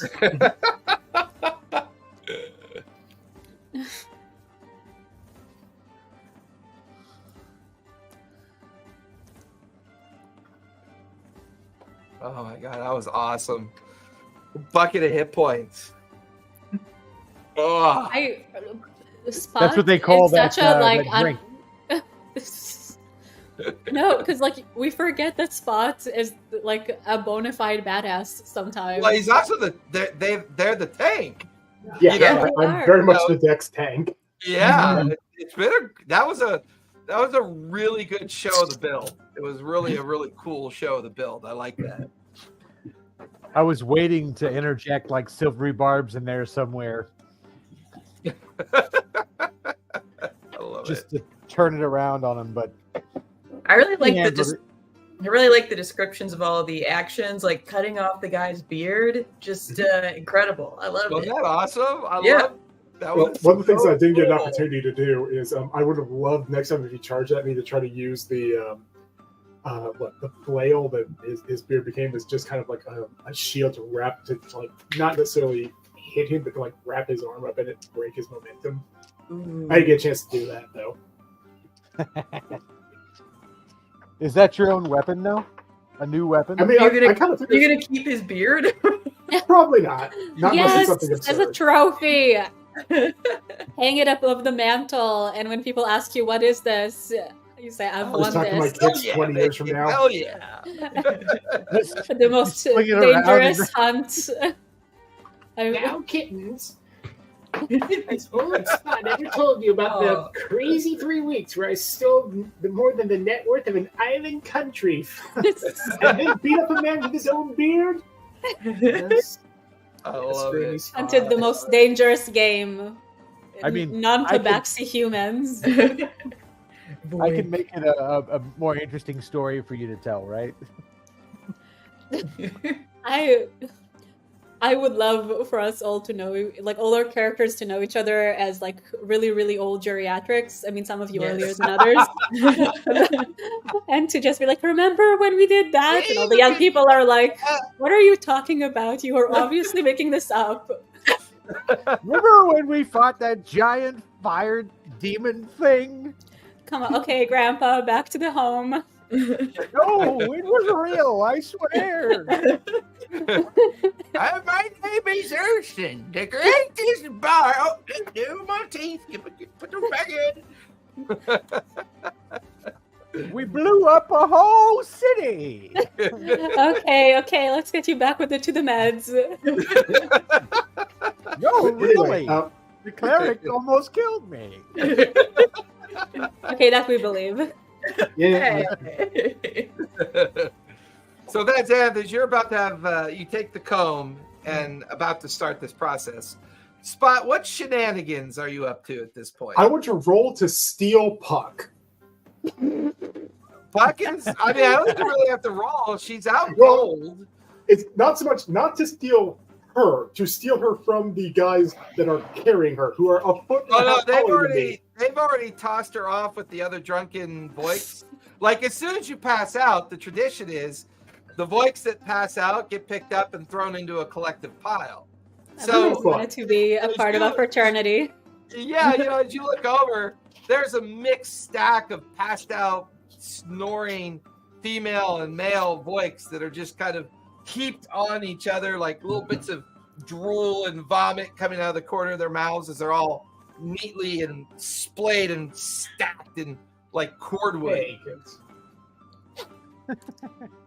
If you want to steal Puck, you can steal Puck. I want to check on her, just kind of be like, "Hey, buddy," just kind of tap her on the face. You okay in there? She's out cold. She's alive, but she's out cold. Can Puck burp? Yeah, absolutely. Like right in your face. I'm sorry. Big old gnomish hunter burp right in your face. That was unpleasant. You hear the slight gurgle of vomit, but it doesn't come out like that. You hear Puck mumble in her sleep. I've invented battery acid. What the fuck is a bat? Okay. I'm just gonna I'm gonna take out my one random healing potion I've had for like a year and just set it beside her so she can hopefully get rid of the hangover when she wakes up. love Thank you. Xanath, All right. Embermain kind of guides you kind of away from the crowd.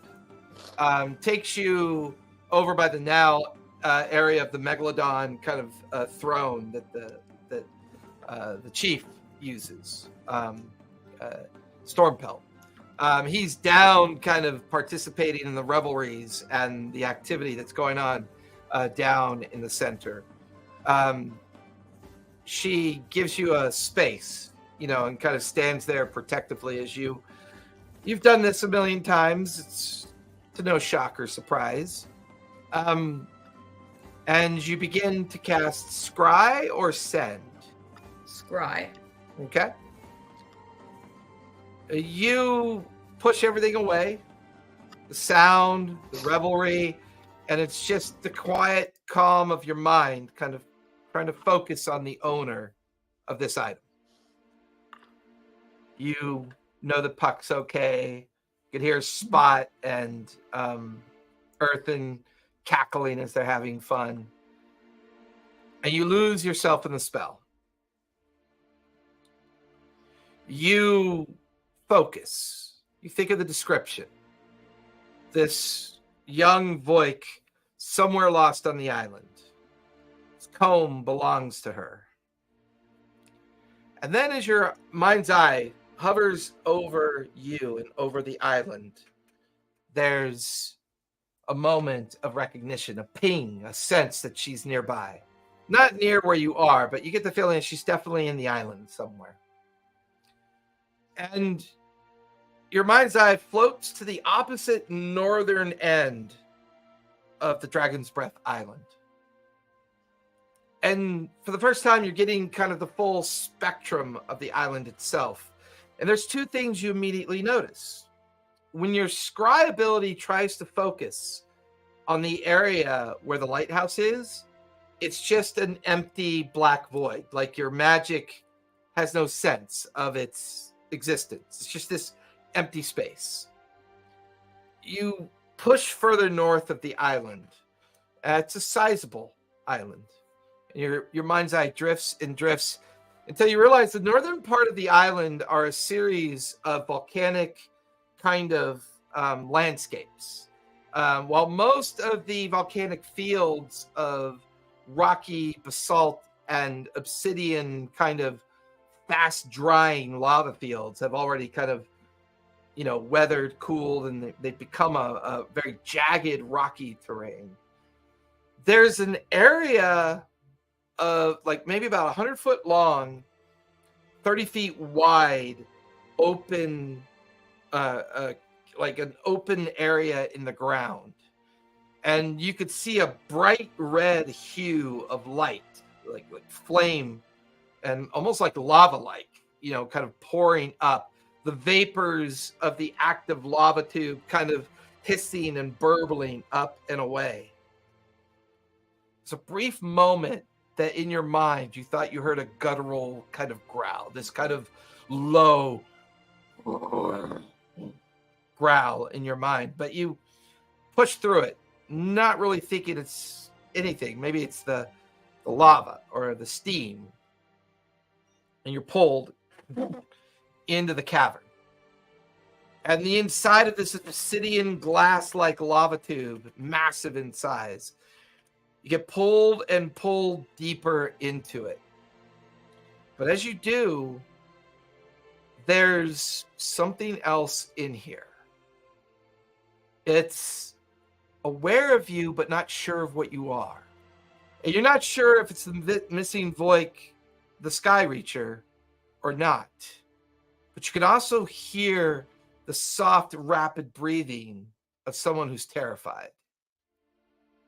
And as your scry oscillates into this open area, there's little rivulets of lava in different directions, little floating obsidian rock kind of bumping into each other.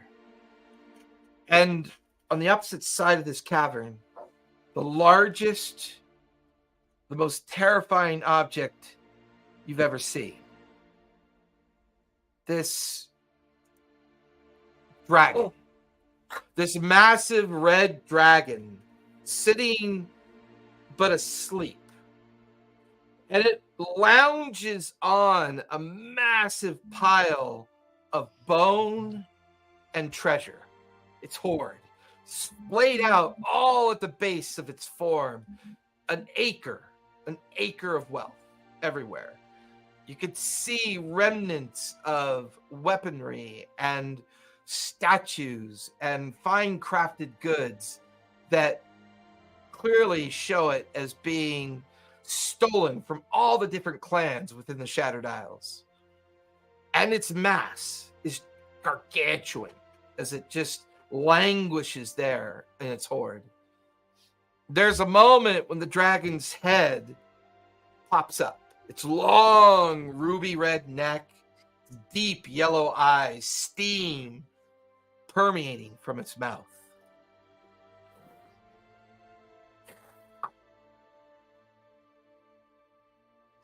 I know you're here, but I can't see you. But it means you're not looking for me. Is there a tasty treat somewhere that I've missed? He watches the dragon rolls off the pile of the hoard. The whole cavern rattles around your scrying mind. And then on the edge of your vision, a small feminine shadow moves quickly to a new hiding spot. Your scrying mind whips over into that area. You can see an exhausted, tired, sunburnt, lava burnt, just this female voice, exactly as described, this sky reacher. But she's not fearful. She's just tired. She's chewing on her lower lip. She's pulled her hair back and tied it off, and she's covered in dirt and grime. You watch, she reaches towards her belt and pops something in her mouth. She's breathing heavily, looking. And then the booming voice. I smell you. You're here somewhere. The dragon's visage contorts in confusion. And then the scry like snaps and breaks, and you feel the music. You feel yourself back. Your scry faded as you're back with Embermaid. Dear, you were screaming and yelling. Is everything okay? That's normal. That's normal. That's normal. It is not normal. I saw her. She's on the northern side of the island, but she's in a cavern filled with lava flows, and there's a massive red dragon inside looking for her. She seemed okay, but she's clearly exhausted, and she's on the run. I don't know how long she has. You describe everything to her. Why would she be in the Vulcan Heights? That's so far. That's at least a solid 2 day by foot. Oh, she seems she's showing emotion. She's frustrated. Mm-hmm. No, there's a dragon? There's an enormous, the largest I've seen. You don't know there's a dragon on this island? It looks like it's been staying in that cavern a long time. There had been a red dragon here some 400 years ago, but it was slain by one of our previous chiefs. How? And you kind of go on to describe how big it is to her. And then she describes the dragon that was slain. The one that she's describing sounds like a youngling, a young adult red dragon. You get the feeling that you're looking at its sire, what produced that younger dragon. Stormpelt, sensing the two of you having a conversation about something intensely, Stormpelt kind of walks over. What is wrong? This is celebration, not concern. What has happened? There's an ancient red dragon in the caverns under your island, enormous, and it is hunting down one of yours. The Embermaid looks worried at first, looks at Stormpelt. She takes a deep breath. Stormpelt, she has found where the Sky Reacher is. Wow. Stormpelt, you found my daughter. Where is she? And Embermaid goes, she's in the Vulcan Heights. Xanath has found her, but we believe she's in the warren of another dragon. Stormpelt scowls and turns away. And we go. And we go. We go now. Where's the Dragon Slayer? You watch Spot has Puck like tucked underneath their arm, you know, and he's like, hey buddy. And meanwhile, Stormpelt, like half the crowd of Voik looked over to see where Spot's like, hey, like everyone's staring. And... just kind of like, you know, try to lift her over my head like by her waist. She's like, crime friend. Did you just weekend at Bernie's her? I'm fine. I'm right here. No, she's my crime friend. Can you weekend and burn me through the dragon situation too? You watch as Stormpelt kind of like gathers up a couple of his personal warriors, pulls them and the passed out Puck and Spot, and grabs Earth and pulls you guys all together over by his megalodon throne. We must get my daughter back. Will you come with me?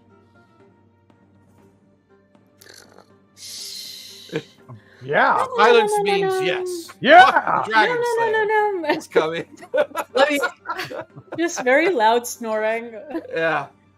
Spot just kind of like Wait. Do you promise not to kill me if I use magic?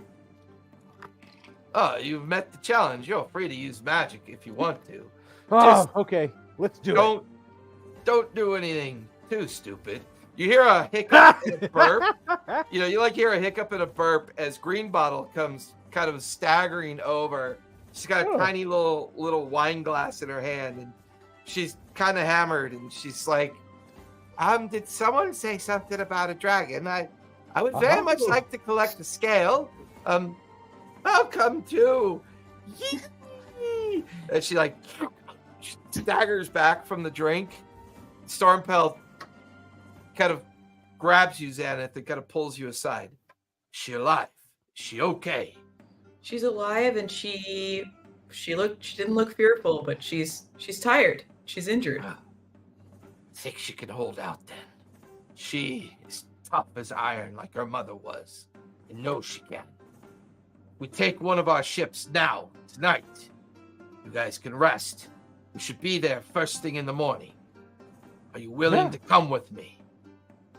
Yes, we will help you. Challenges, battles, and death! And you watch as Stormpelt kind of like raises his hands and looks at the crowd of Voiks.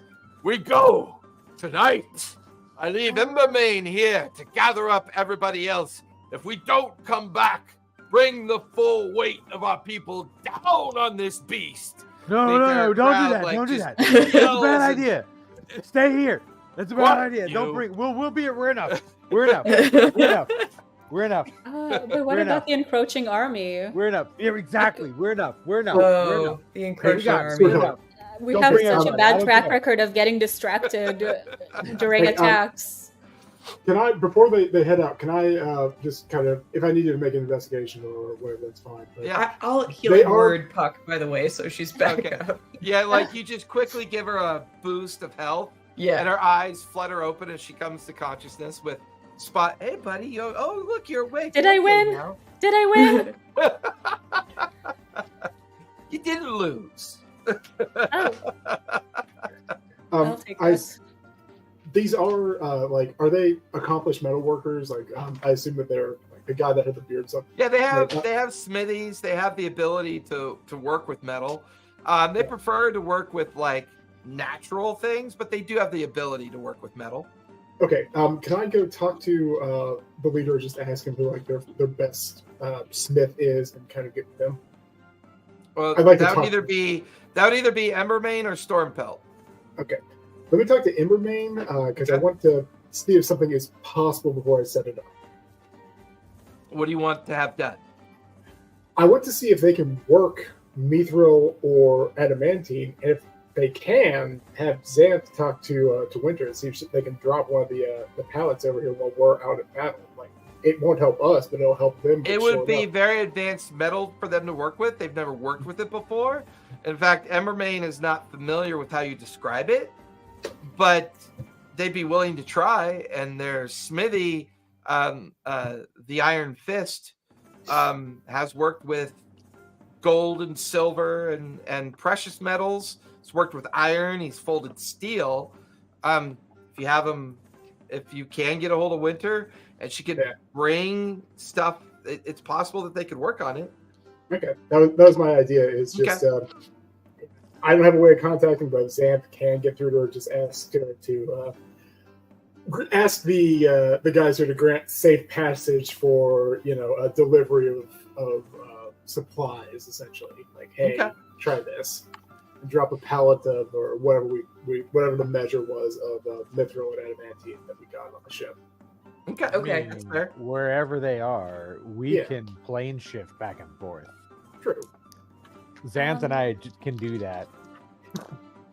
So, we should definitely do it, but can we just make sure that they fortify the area, set up traps in case, like, the army comes in? Just make sure we're not caught off guard. Because I don't think we've actually communicated to the chief yet this looming threat. So maybe we need to do that first before we run off. Earthen was hinting at it with the whole, like, no, don't send the army. Never, ever, for whatever reason, send them. Yeah.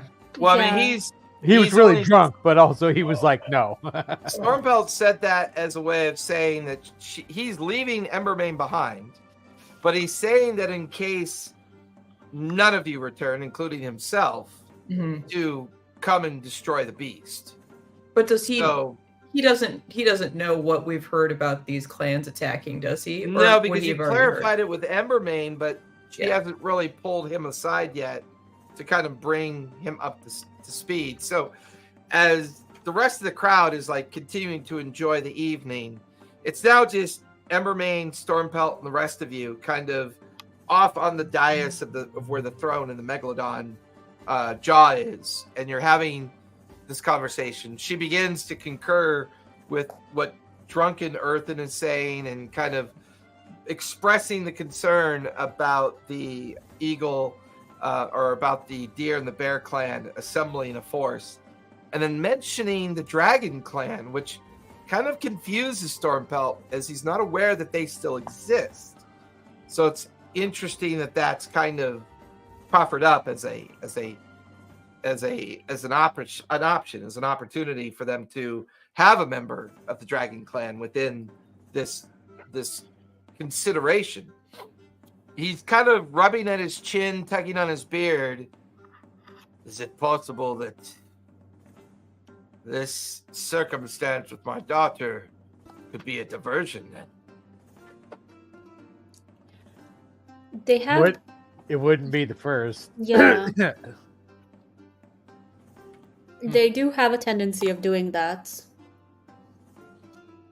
So your advice, Bod, would be for me and mine to stay put, and then the four of you, 5. This green bottle raises her hand. So 4.5, 4.25 of you go and sneak out this lair, and you can fight this thing on your own. Oh, Iron Bounty boy can come with us. He fights well. Looks over. Ironbound, come. The Ironbound kind of sits up off the pile of unconscious bodies and kind of crawls down them. Comes over. Hey. Yes, my chief. Feeling better? Oh, yeah. No. I bet you can breathe fire after that. I don't think you should use a solvent as a drinking agent, but that's Subaxis, man, they're crazy. Yeah. Chief goes, Ironbound, they have found my daughter. Reaches with Sky Reacher. Can you travel with them? I think she is hidden in the Vulcan Heights. They said that they found an entrance into a cavern that leads to a red dragon of ancient age. The Ironbound kind of looks perplexed. I was not aware that any dragons remained on our island. Yes, I will journey with them, my chief. Good. Take them to my flagship. Have my crew and the ship get them to the north side of the island as soon as daybreak. And then wait for them there. Do not hesitate. If it means your life or my daughter's life, make the choice. The obvious choice. Of course, my chief. Whoa. No, you're not gonna die. You're not gonna die. Okay. Nope. None of that shit. Nope. He watches the Ironbound, picks up Earthen. Fireman carries Earthen over his shoulder. We'll meet you down at the ship. And starts just You don't walking know with when he's dying.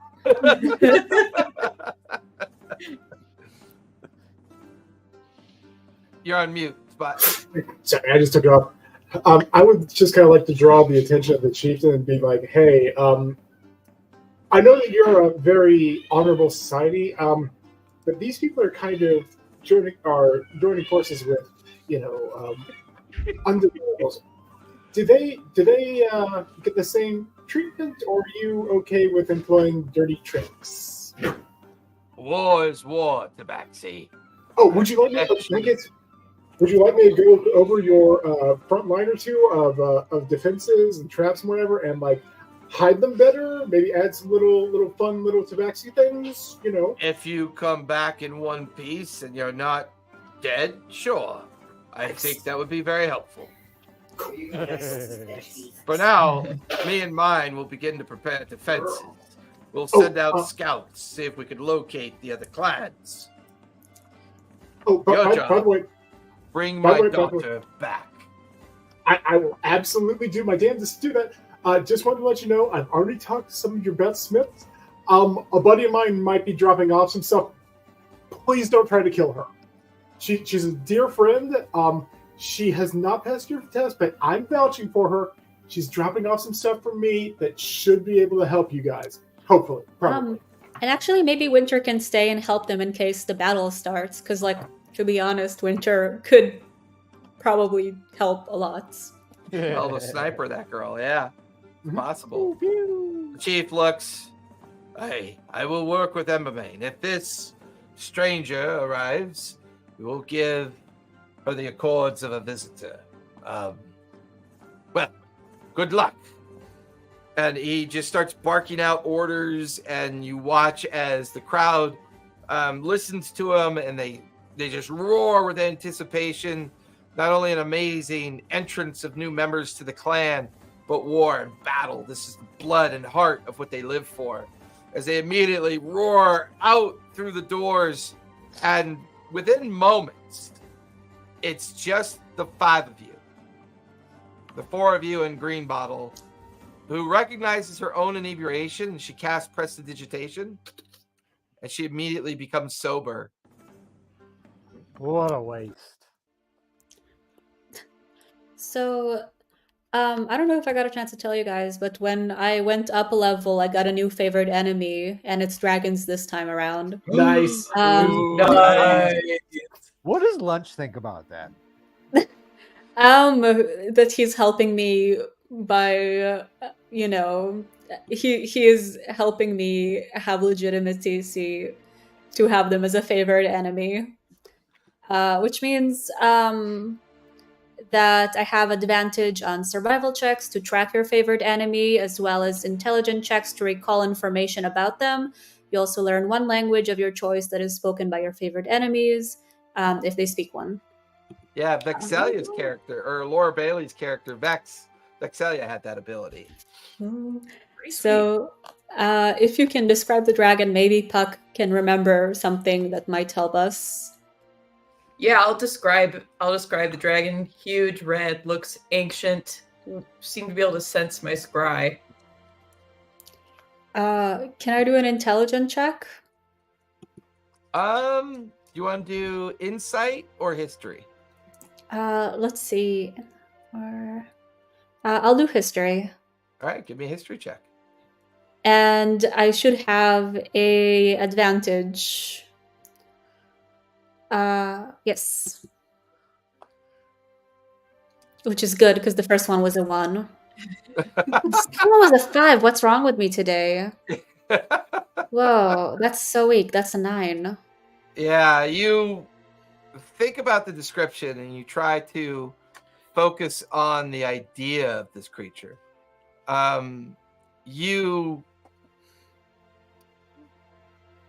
Dragons are notoriously narcissistic. Your known history of a particular red dragon that had led up the rebellion in Tal'Dorei, good Lord, I've suddenly forgot the name of the capital city of Tal'Dorei. Amon? Amon, thank you. Yeah. In Amon, there was a notorious red dragon. This one sounds almost equal in threat. Red dragons are innately magical. They're dangerous. They're very manipulative. And you get the feeling that this one has been biding its time, lying low, purposely waiting for its opportunity to strike. If this was the original sire of the younger dragon, this dragon's probably well into its 1500s, if not older, which means it could be incredibly knowledgeable and incredibly dangerous as well.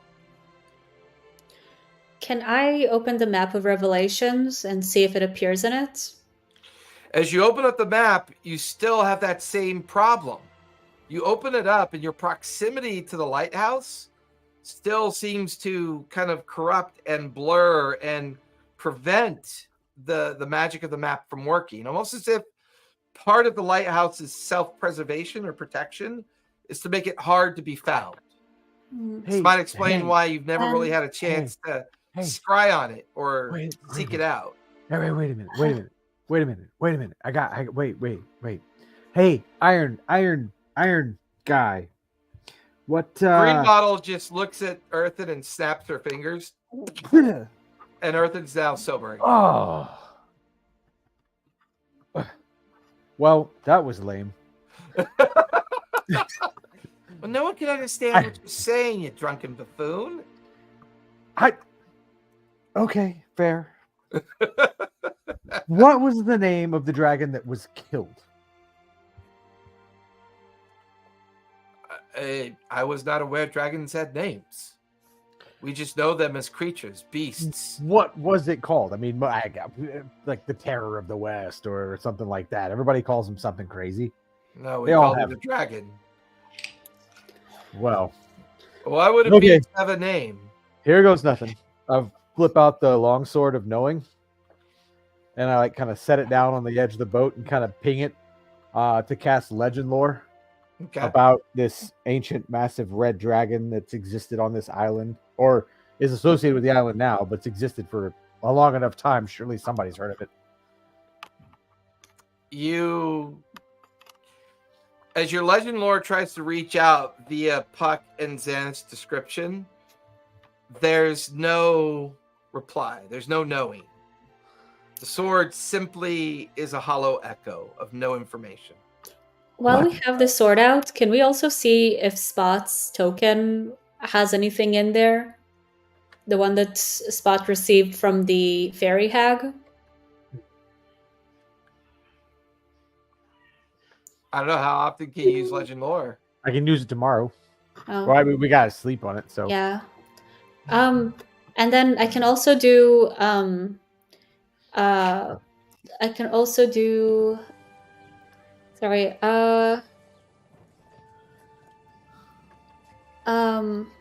primeval awareness. Yes, that's the one.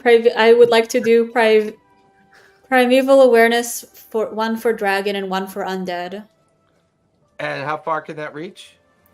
In my favored environment, which I believe this counts because both mountains and forests are under that description. Okay.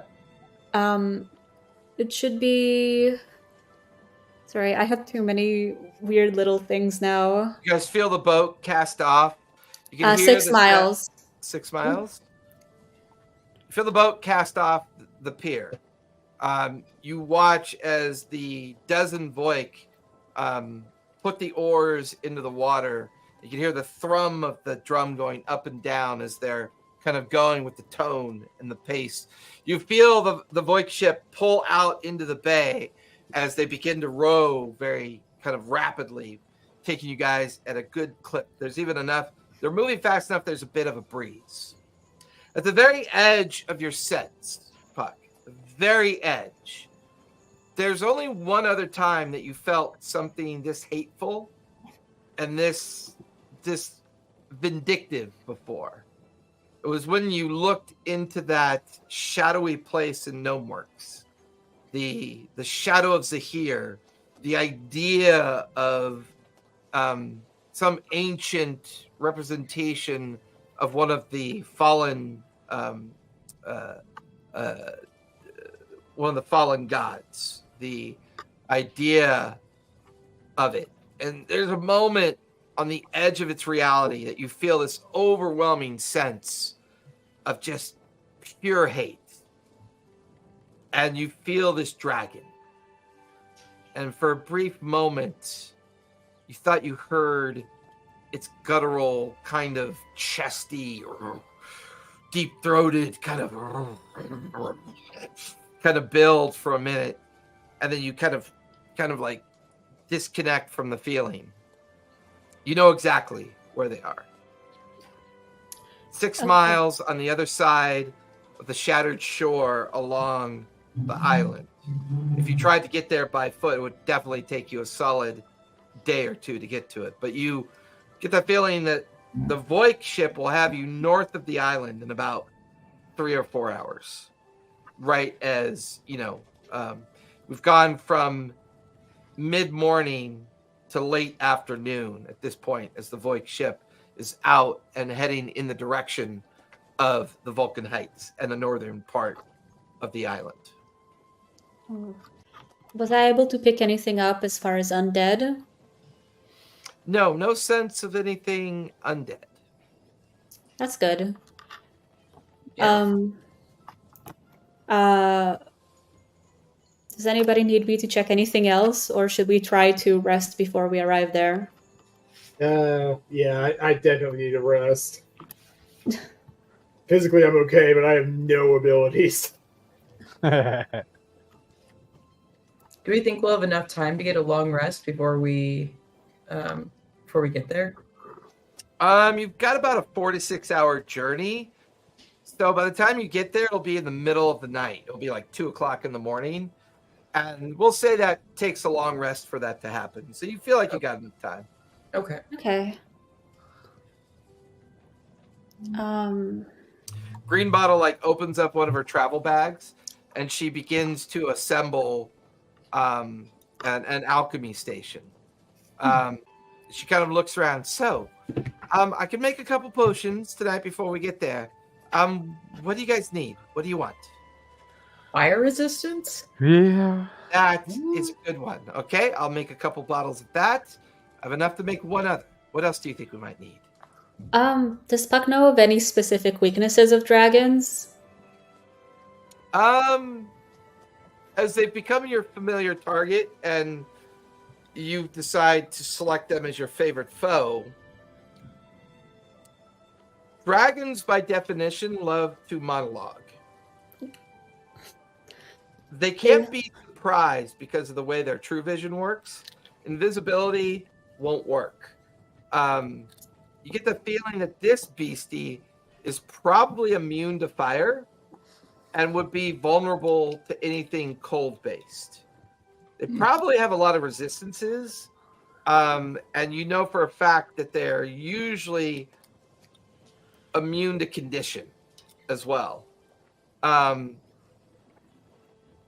Sometimes the biggest advantage that you can have against a dragon is that it's a single creature. The more it's forced to challenge you in an individual way, the less it's capable of doing. One of the advantages you have going into this, there's 6 of you. There's Green Bottle and Ironbound, and there's just the dragon. The only concern that you have is that it picked its lair for a very specific reason. Lava is dangerous. It is not like fire. There is not a resistance to lava. Lava isn't fire. Lava is a liquid molten substance that does significant damage if you come in contact with it. Based on what Xanath was describing, it's held up in such a way that it'll have any advantage of a direct assault. The idea of coming at it in multiple different directions may take away that advantage. Oh. Can she make anything that could neutralize lava or could create enough cold that would take away his advantage?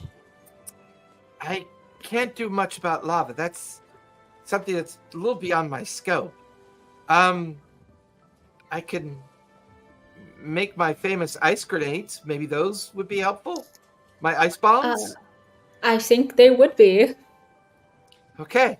Fire resistance and my ice bombs. It's going to be a long night. And she starts clattering with beakers and little drawer. I don't know if anyone's seen. It's such a cute movie. If anyone's seen the Willy Wonka movie with Timothy Chalamet. It is adorable. Me and Callista watched it, and we couldn't stop laughing. But he has this little magical suitcase that when it opens... Oh, no, I'm sorry. The Oompa Loompa had a traveling bar. So when he opened it, it turned into a wet bar along with a recliner. So he'd make himself a martini, and then he'd get in his recliner and put his mask on to get a good night's sleep. Her setup is similar to that, only it's a little bit more advanced. So her small little halfling form is like brought all of her components and everything out. She's opening up little tiny drawers and she's mixing things and combining things as she begins to work into the night. Anybody else want to work on anything before we take that long rest? I would. Let me find what it was called. I think it was the muffins of intelligence that I was trying to perfect from the dinner party, but I closed my dock. The muffins of intellectual forbearance. You eat this and you get smarter. Eat it. I had the name of it written down, and I closed my thing. It just said pastry. I don't think it was detailed as what kind. Yeah, you can make it in any form you want. It just requires you to make it. Don't worry about waking me when you come in. My hand to itself. I love when he just turns off his camera. Well, I don't think you guys need to see my, mostly naked husband who might come on. But yeah. Well, we appreciate that. Yeah, but so sorry because 2 conversations at once. But so my pastry, I have it's that recipe I picked up from the library that if perfected, it would increase intelligence score, but I haven't perfected it yet. I don't think. Okay, so you're going to work on that before you take your long rest. Mm-hmm. Anybody else going to work on anything?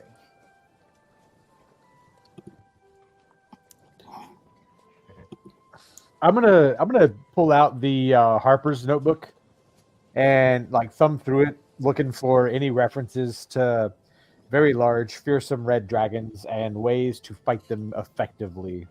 Okay, give me an investigation roll as you begin to scour the Harper book that you have. Not bad. That's investigation. That's a 22. Yeah. There is a reference to an ancient red dragon that was dealt with within the windswept peaks of the central area of Faerun. And this Harper book catalogs and describes it in great detail.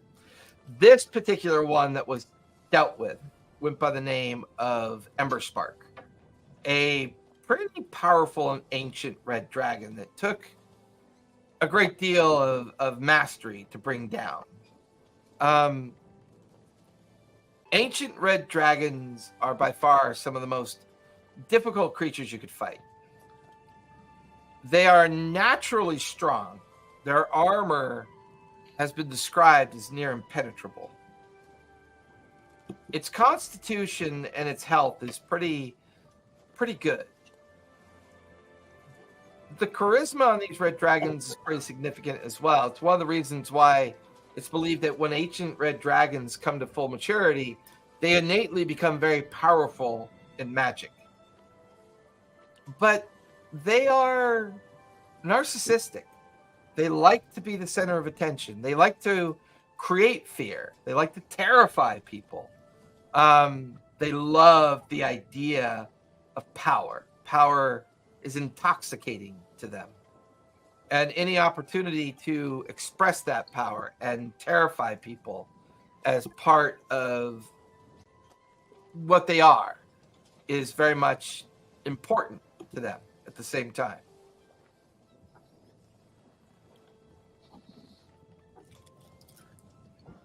And it's the lack of information towards weakness that has you concerned.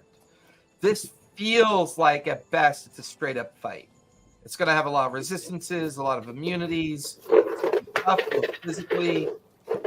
There's a chance that maybe its intelligence may not be quite significant, and it might be a little bit vulnerable to psychic damage. And like most fire-bred creatures that cling or anchor themselves to a kind of natural immunity or resistance, it could be vulnerable to any water or cold-based effects.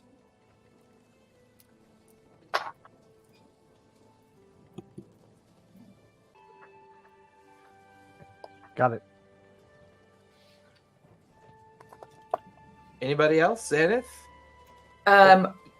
Yeah, I'd like to send cast sending to the Sky Reacher and say, your father has sent us. We're coming to help you. We're 6 or 7 hours away. Hide. Tell us what you know.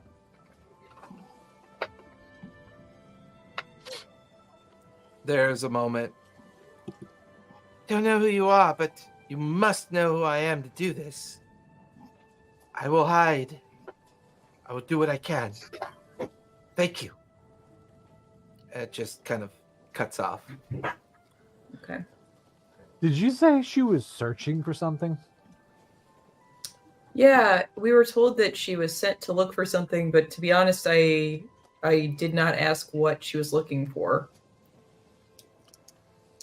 The Ironbound kind of, she was probably on one of her vision journeys. She has chosen not to be the next chief, but to be the next priestess. She has been tutored and trained under Embermane. From time to time, priestesses and priests are,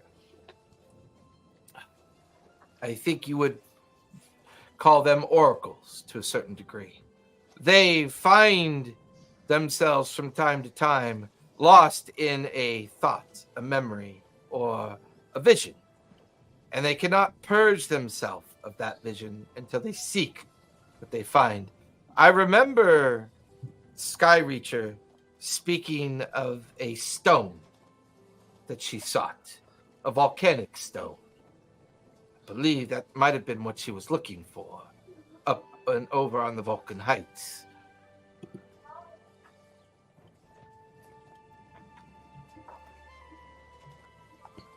Stone. But, could it possibly, I'm just throwing it out there,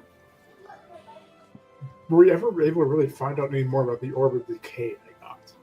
Because I kind of wonder, yes. That was Earthen's background that time. Kids. Yeah. Did you say the Orb of Decay? Yep, that's the thing that almost mind wiped me from a couple of months ago. Yep. It had something in it. It fucked with both of us pretty good. Man, good note taking. Was that at the library or was that before the That library? was before the library. That was Okay. before all that. Yeah. Oh.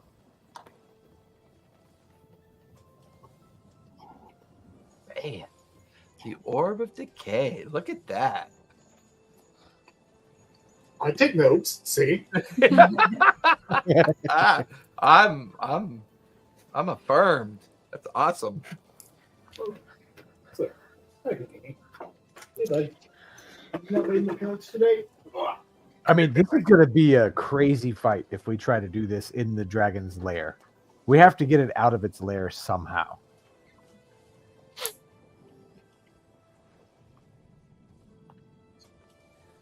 What do you propose to get it out? I know we've been saying they're very narcissistic.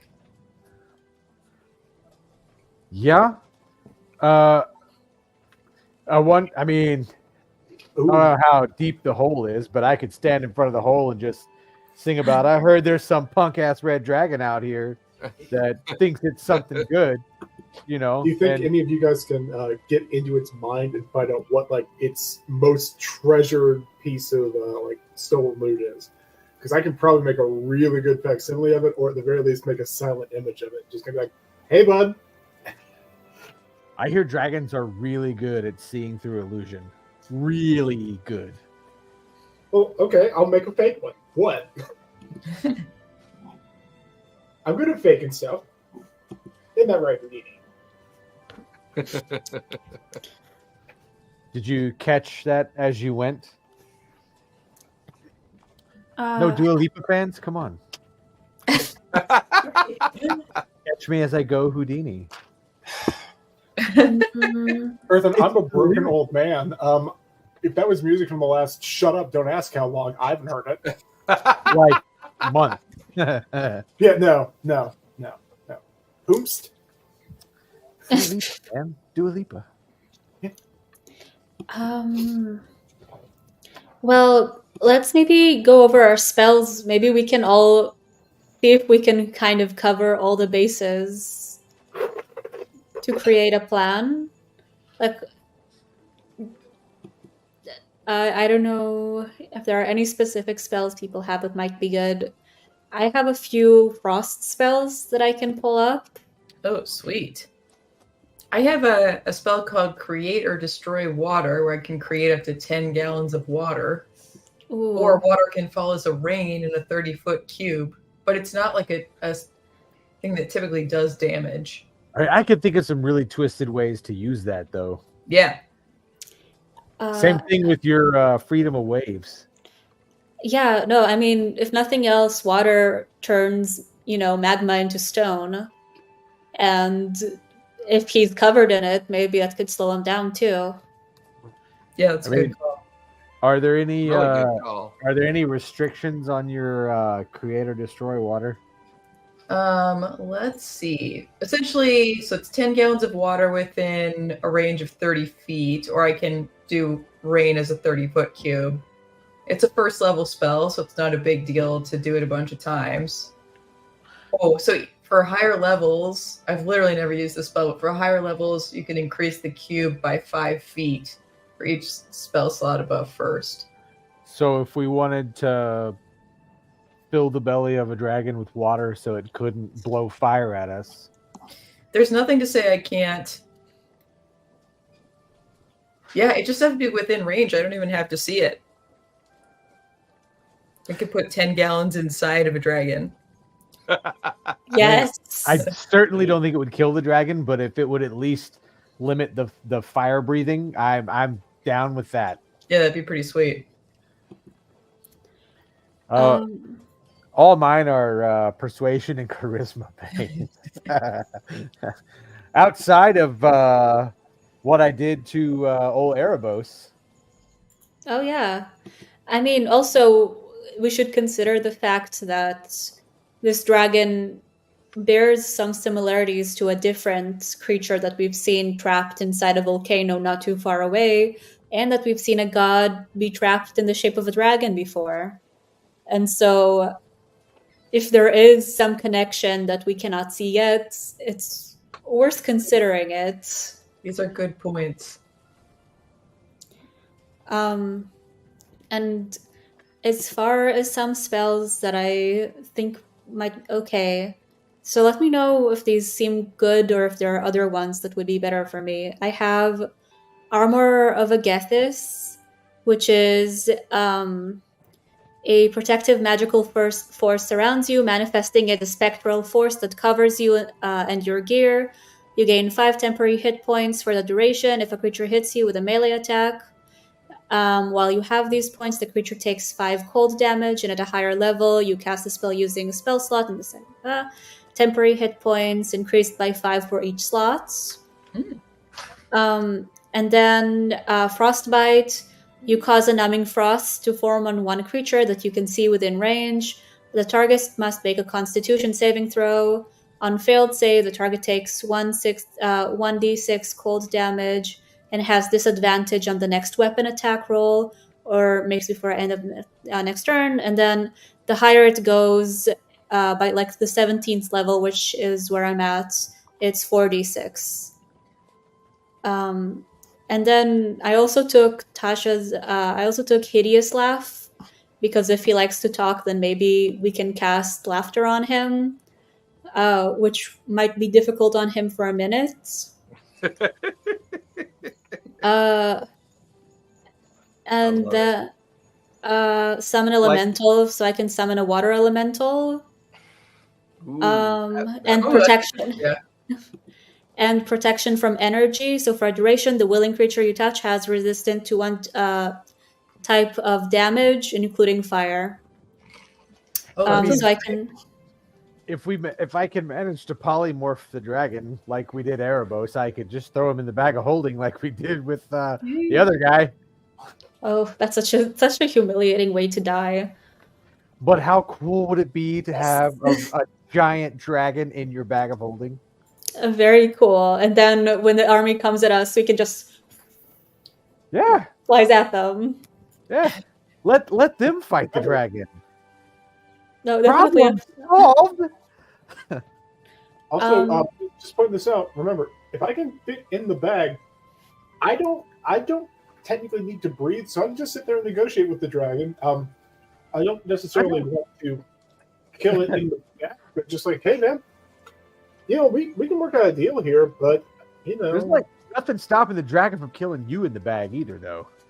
No, but I mean, or completely destroying our arm when we go to take it out. Yeah. I mean, technically, if it was polymorphed into a small creature and then put in the bag, once the polymorph wore off, it would resort to its normal size, which would shred the bag because it would exceed the weight limit of the bag. Yeah. So it would be a dangerous thing to do. Well, wouldn't it just kind of, although in the astral realm and just kind of die anyway? Because then that's how shredding the bag generally works. Well, it shredding the bag would be the limit of the magical property of the bag. If 2 bags of holding collide, that's a different kind of outcome of destructive magic. The destruction of the physical vessel, due to the limitations of what it can hold, would then spill whatever's in the bag out onto the ground. What if we polymorph him into a hamster and then tie the hamster to a brick and then throw the brick into the ocean? Which is to say he'd drown and maybe die. It would revert back to a dragon at the bottom of the ocean. Or however far down it got. Yeah, but wouldn't it, die because of the water? Or there would be a massive steam bubble eruption, which would actually look really, really cool. I feel like it would be like setting a nuke off underwater, except it's a dragon. I'm down to just try that because that seems awesome. That sounds pretty fun. Or we could just kill him as a hamster with a fucking mullet. That seems less fun somehow. Did you say kill it as a hamster with a mullet? Yeah, like give the hamster a mullet and then kill it? No. Just you know those The fish mullet? I don't know. Do you know those hammers you use when you like make a schnitzel? mallet. Okay, nope. A mallet. Yep, I heard sorry. mullet, and I was like, the hairstyle. He would die of like, embarrassment. Kill the hamster with a mullet. Like, why would you do that to the hamster? He would this like a weird cat kind of thing. Like I'm into it, but get some surf and turf, I guess. But I love it. I love it. Spot, Earthen, do you have any spells that might be specifically good for this, or that we can kind of plan together or try to combine in some way? I mean, polymorph is not a high level spell. I have lots and lots and lots of that to use. So amazing. Yep. Yeah. The other thing I have is I can potentially give him disadvantage on a particular save or action, or I could make a still image. That's why I was talking about maybe finding a bit of treasure that the dragon really prizes above all the other stuff. But other than that, all my stuff is kind of melee focused. I mean, it's based on the previous epic battle we saw. I think it would do very nicely. But I don't know. Are we thinking of trying to negotiate with him at all, or like trying to talk to him, or just letting him monologue for an hour and a half while we run away? I can talk his ear off, Or do you? A sudden crack of lightning, and it starts to rain. Oh. Well, that could be beneficial. Yeah.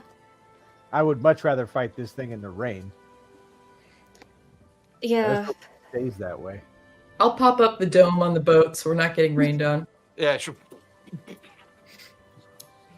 Ironbound sees you. What magic is this? You can make houses? Yeah, it just creates a small, safe place that the weather can't affect. Oh, can I see inside? Well, you weren't. It's me talking to him through the bubble. You weren't in when I cast it, so no. I'm so sorry. Oh. He got this almost 8 foot tall, like Voik monk. Just it's so sad. I could polymorph him too.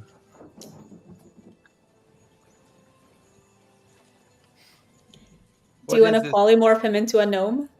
I mean, technically, I could polymorph all of us at one time because I got mass polymorph. Ooh. So we could just be a whole big mass of dragons trying to kill each other. Which admittedly would look awesome. Wild. What's your highest CR of a dragon you can do now? 17. It's my level, right?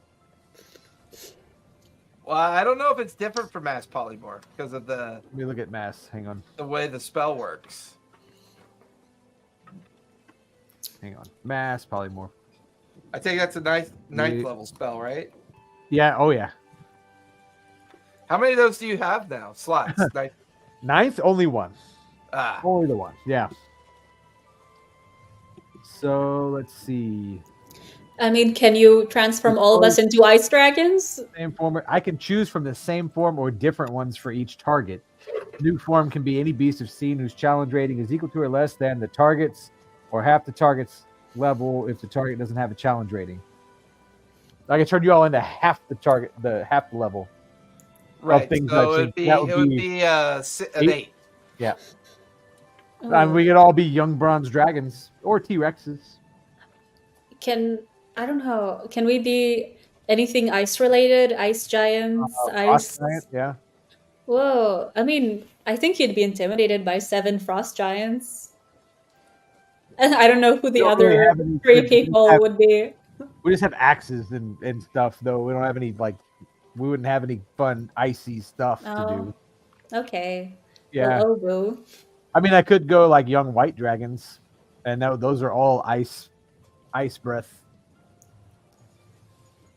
Or maybe we can just have it ready for you to transform one of us, probably our tank or yourself, into an ice dragon at a key point in the battle.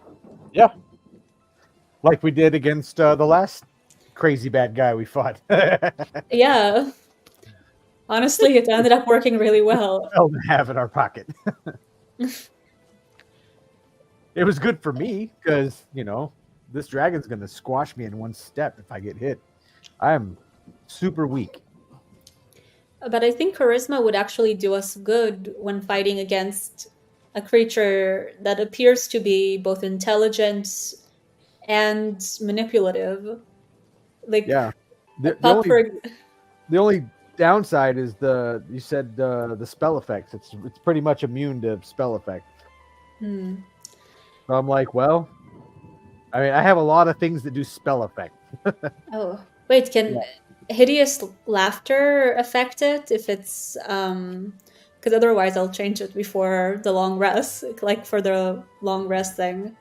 But well, that hideous laughter just makes him laugh. It's not like a stun or something, right? Like mine is like I thought it was like it like renders you prone or something. I think it renders you incapacitated until you successfully save. Well, if it's incapacitated, then it probably wouldn't work. It's a creature of your choice that you can see within range, perceive everything as hilariously funny, and falls into a fit of laughter. If the spell affects it, target must succeed on a wisdom saving throw or fall prone, becoming incapacitated and unable to stand for the duration. A creature with intelligence score of 4 is going to be affected. At the end of each turn, and each time it takes damage, the target can take another wisdom saving throw. It's concentration. Yeah. Are dragons like immune to like the prone condition though? Or is it going to be too big? I mean, that's a good point. It could be immune to the prone condition. It would be a really weird prone. I mean, it would just be a dragon laying on its stomach, which would kind of be fun. I mean, it would be immune to prone, but it would still be subject to the basic rule of incapacitation due to its constant laughter. So you wouldn't necessarily get an advantage. Like a status condition? You wouldn't get any advantage from its because it wouldn't be prone. You wouldn't gain those advantages for a prone creature, but you'd still gain the ability to make it incapacitated.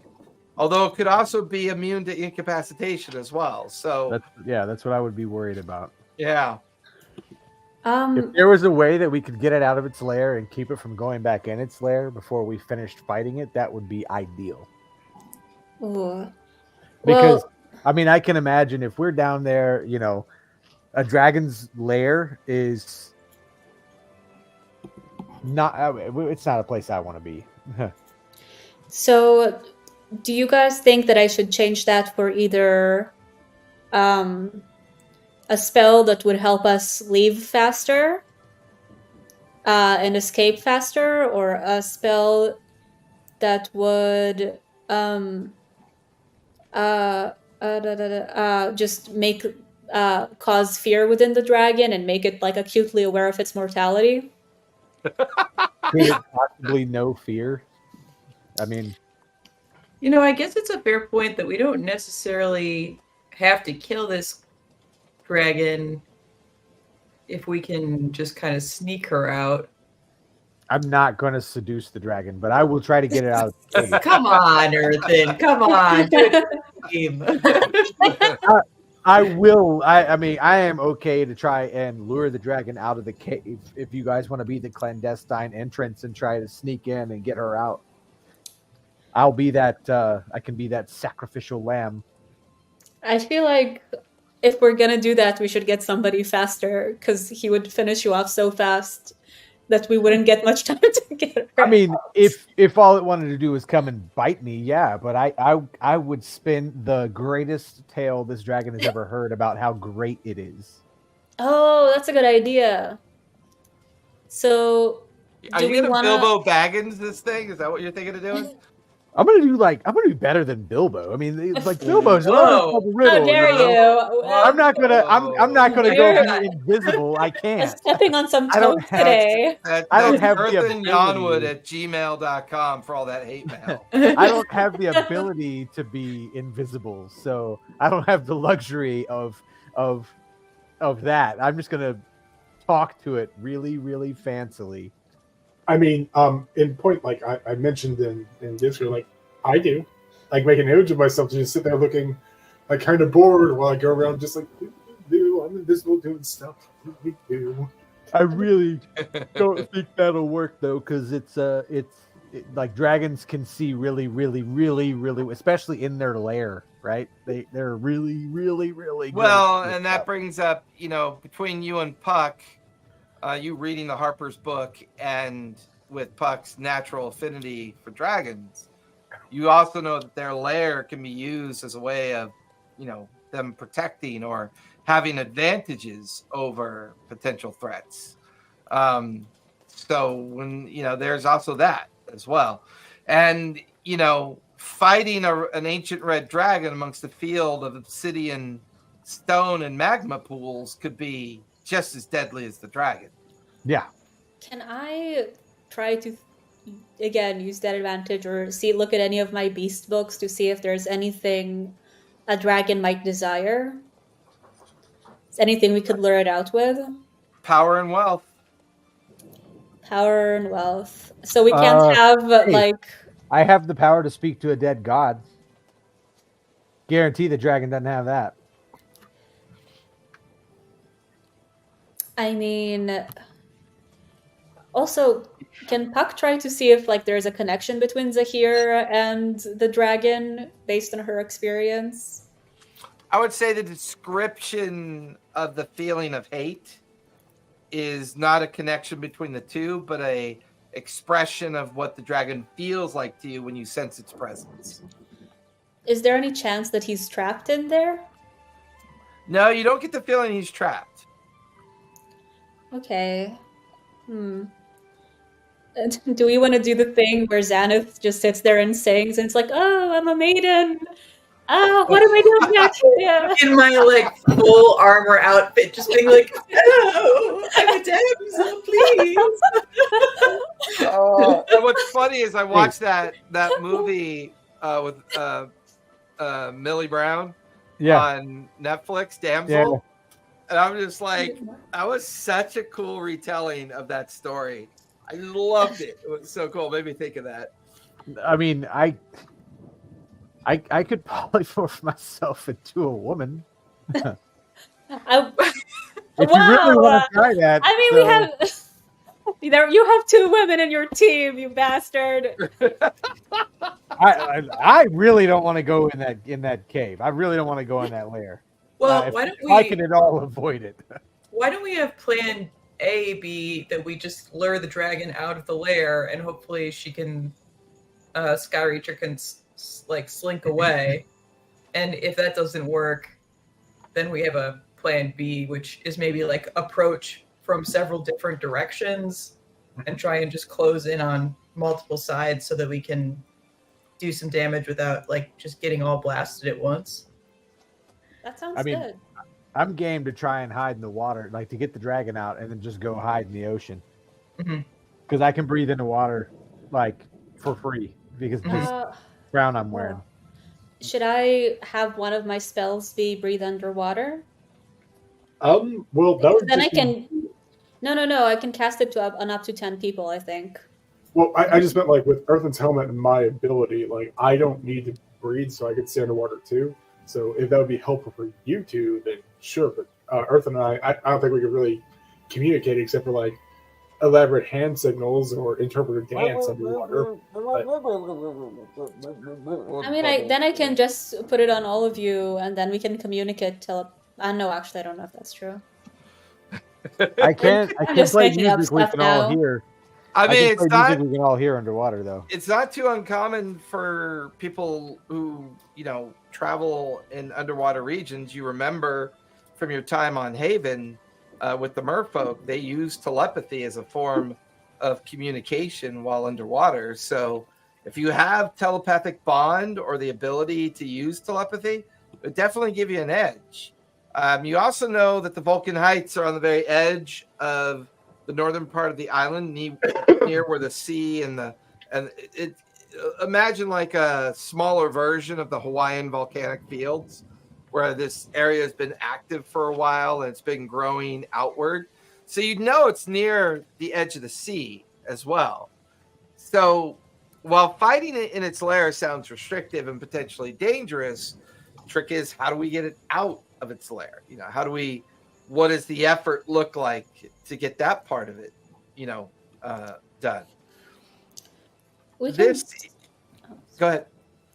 I was going to say, we can certainly communicate with it outside of the layer if we can think of anything that would get it outside, or even put an image in its head. I can amplify my voice with some of the skills I have. I can make my voice louder. Do we want to literally try and call it out? Do we think we can get it out there by showing off any amount of our wealth? Because we do have all that residium, and I'm sure, or we do have in the bag of holding like a few very valuable things. As this conversation inside the tiny hut kind of goes back and forth, Green Bottle's working on the alchemy lab. The Ironbound is kind of urging the oarsmen to pull harder and to get there quicker. As you guys are having this conversation, Puck, you feel the light sensation of small dragon claws on your shoulder, and Lunch leans into your ear. You could offer it me. It can't refuse that. And that's where we'll finish tonight, as we are making decisions on how to beat a red dragon. Now, we will not be on next Sunday. We will be taking Easter break. I believe, Earthen, you have an Easter event, correct? Was it you? Who was it? It was Xanth is going to be. Oh, yeah, Xanth. Yeah, she's going to be in Japan, which I'm totally jealous. I hope she has an amazing trip. You guys linger for a sec. We'll talk about the remaining schedule. Everybody else, thank you so much for coming out. Be safe, be kind. Don't forget, play a game. Good night, everybody. See, I even thought I had it on the right tab again. Oh, you know so what? It fun. never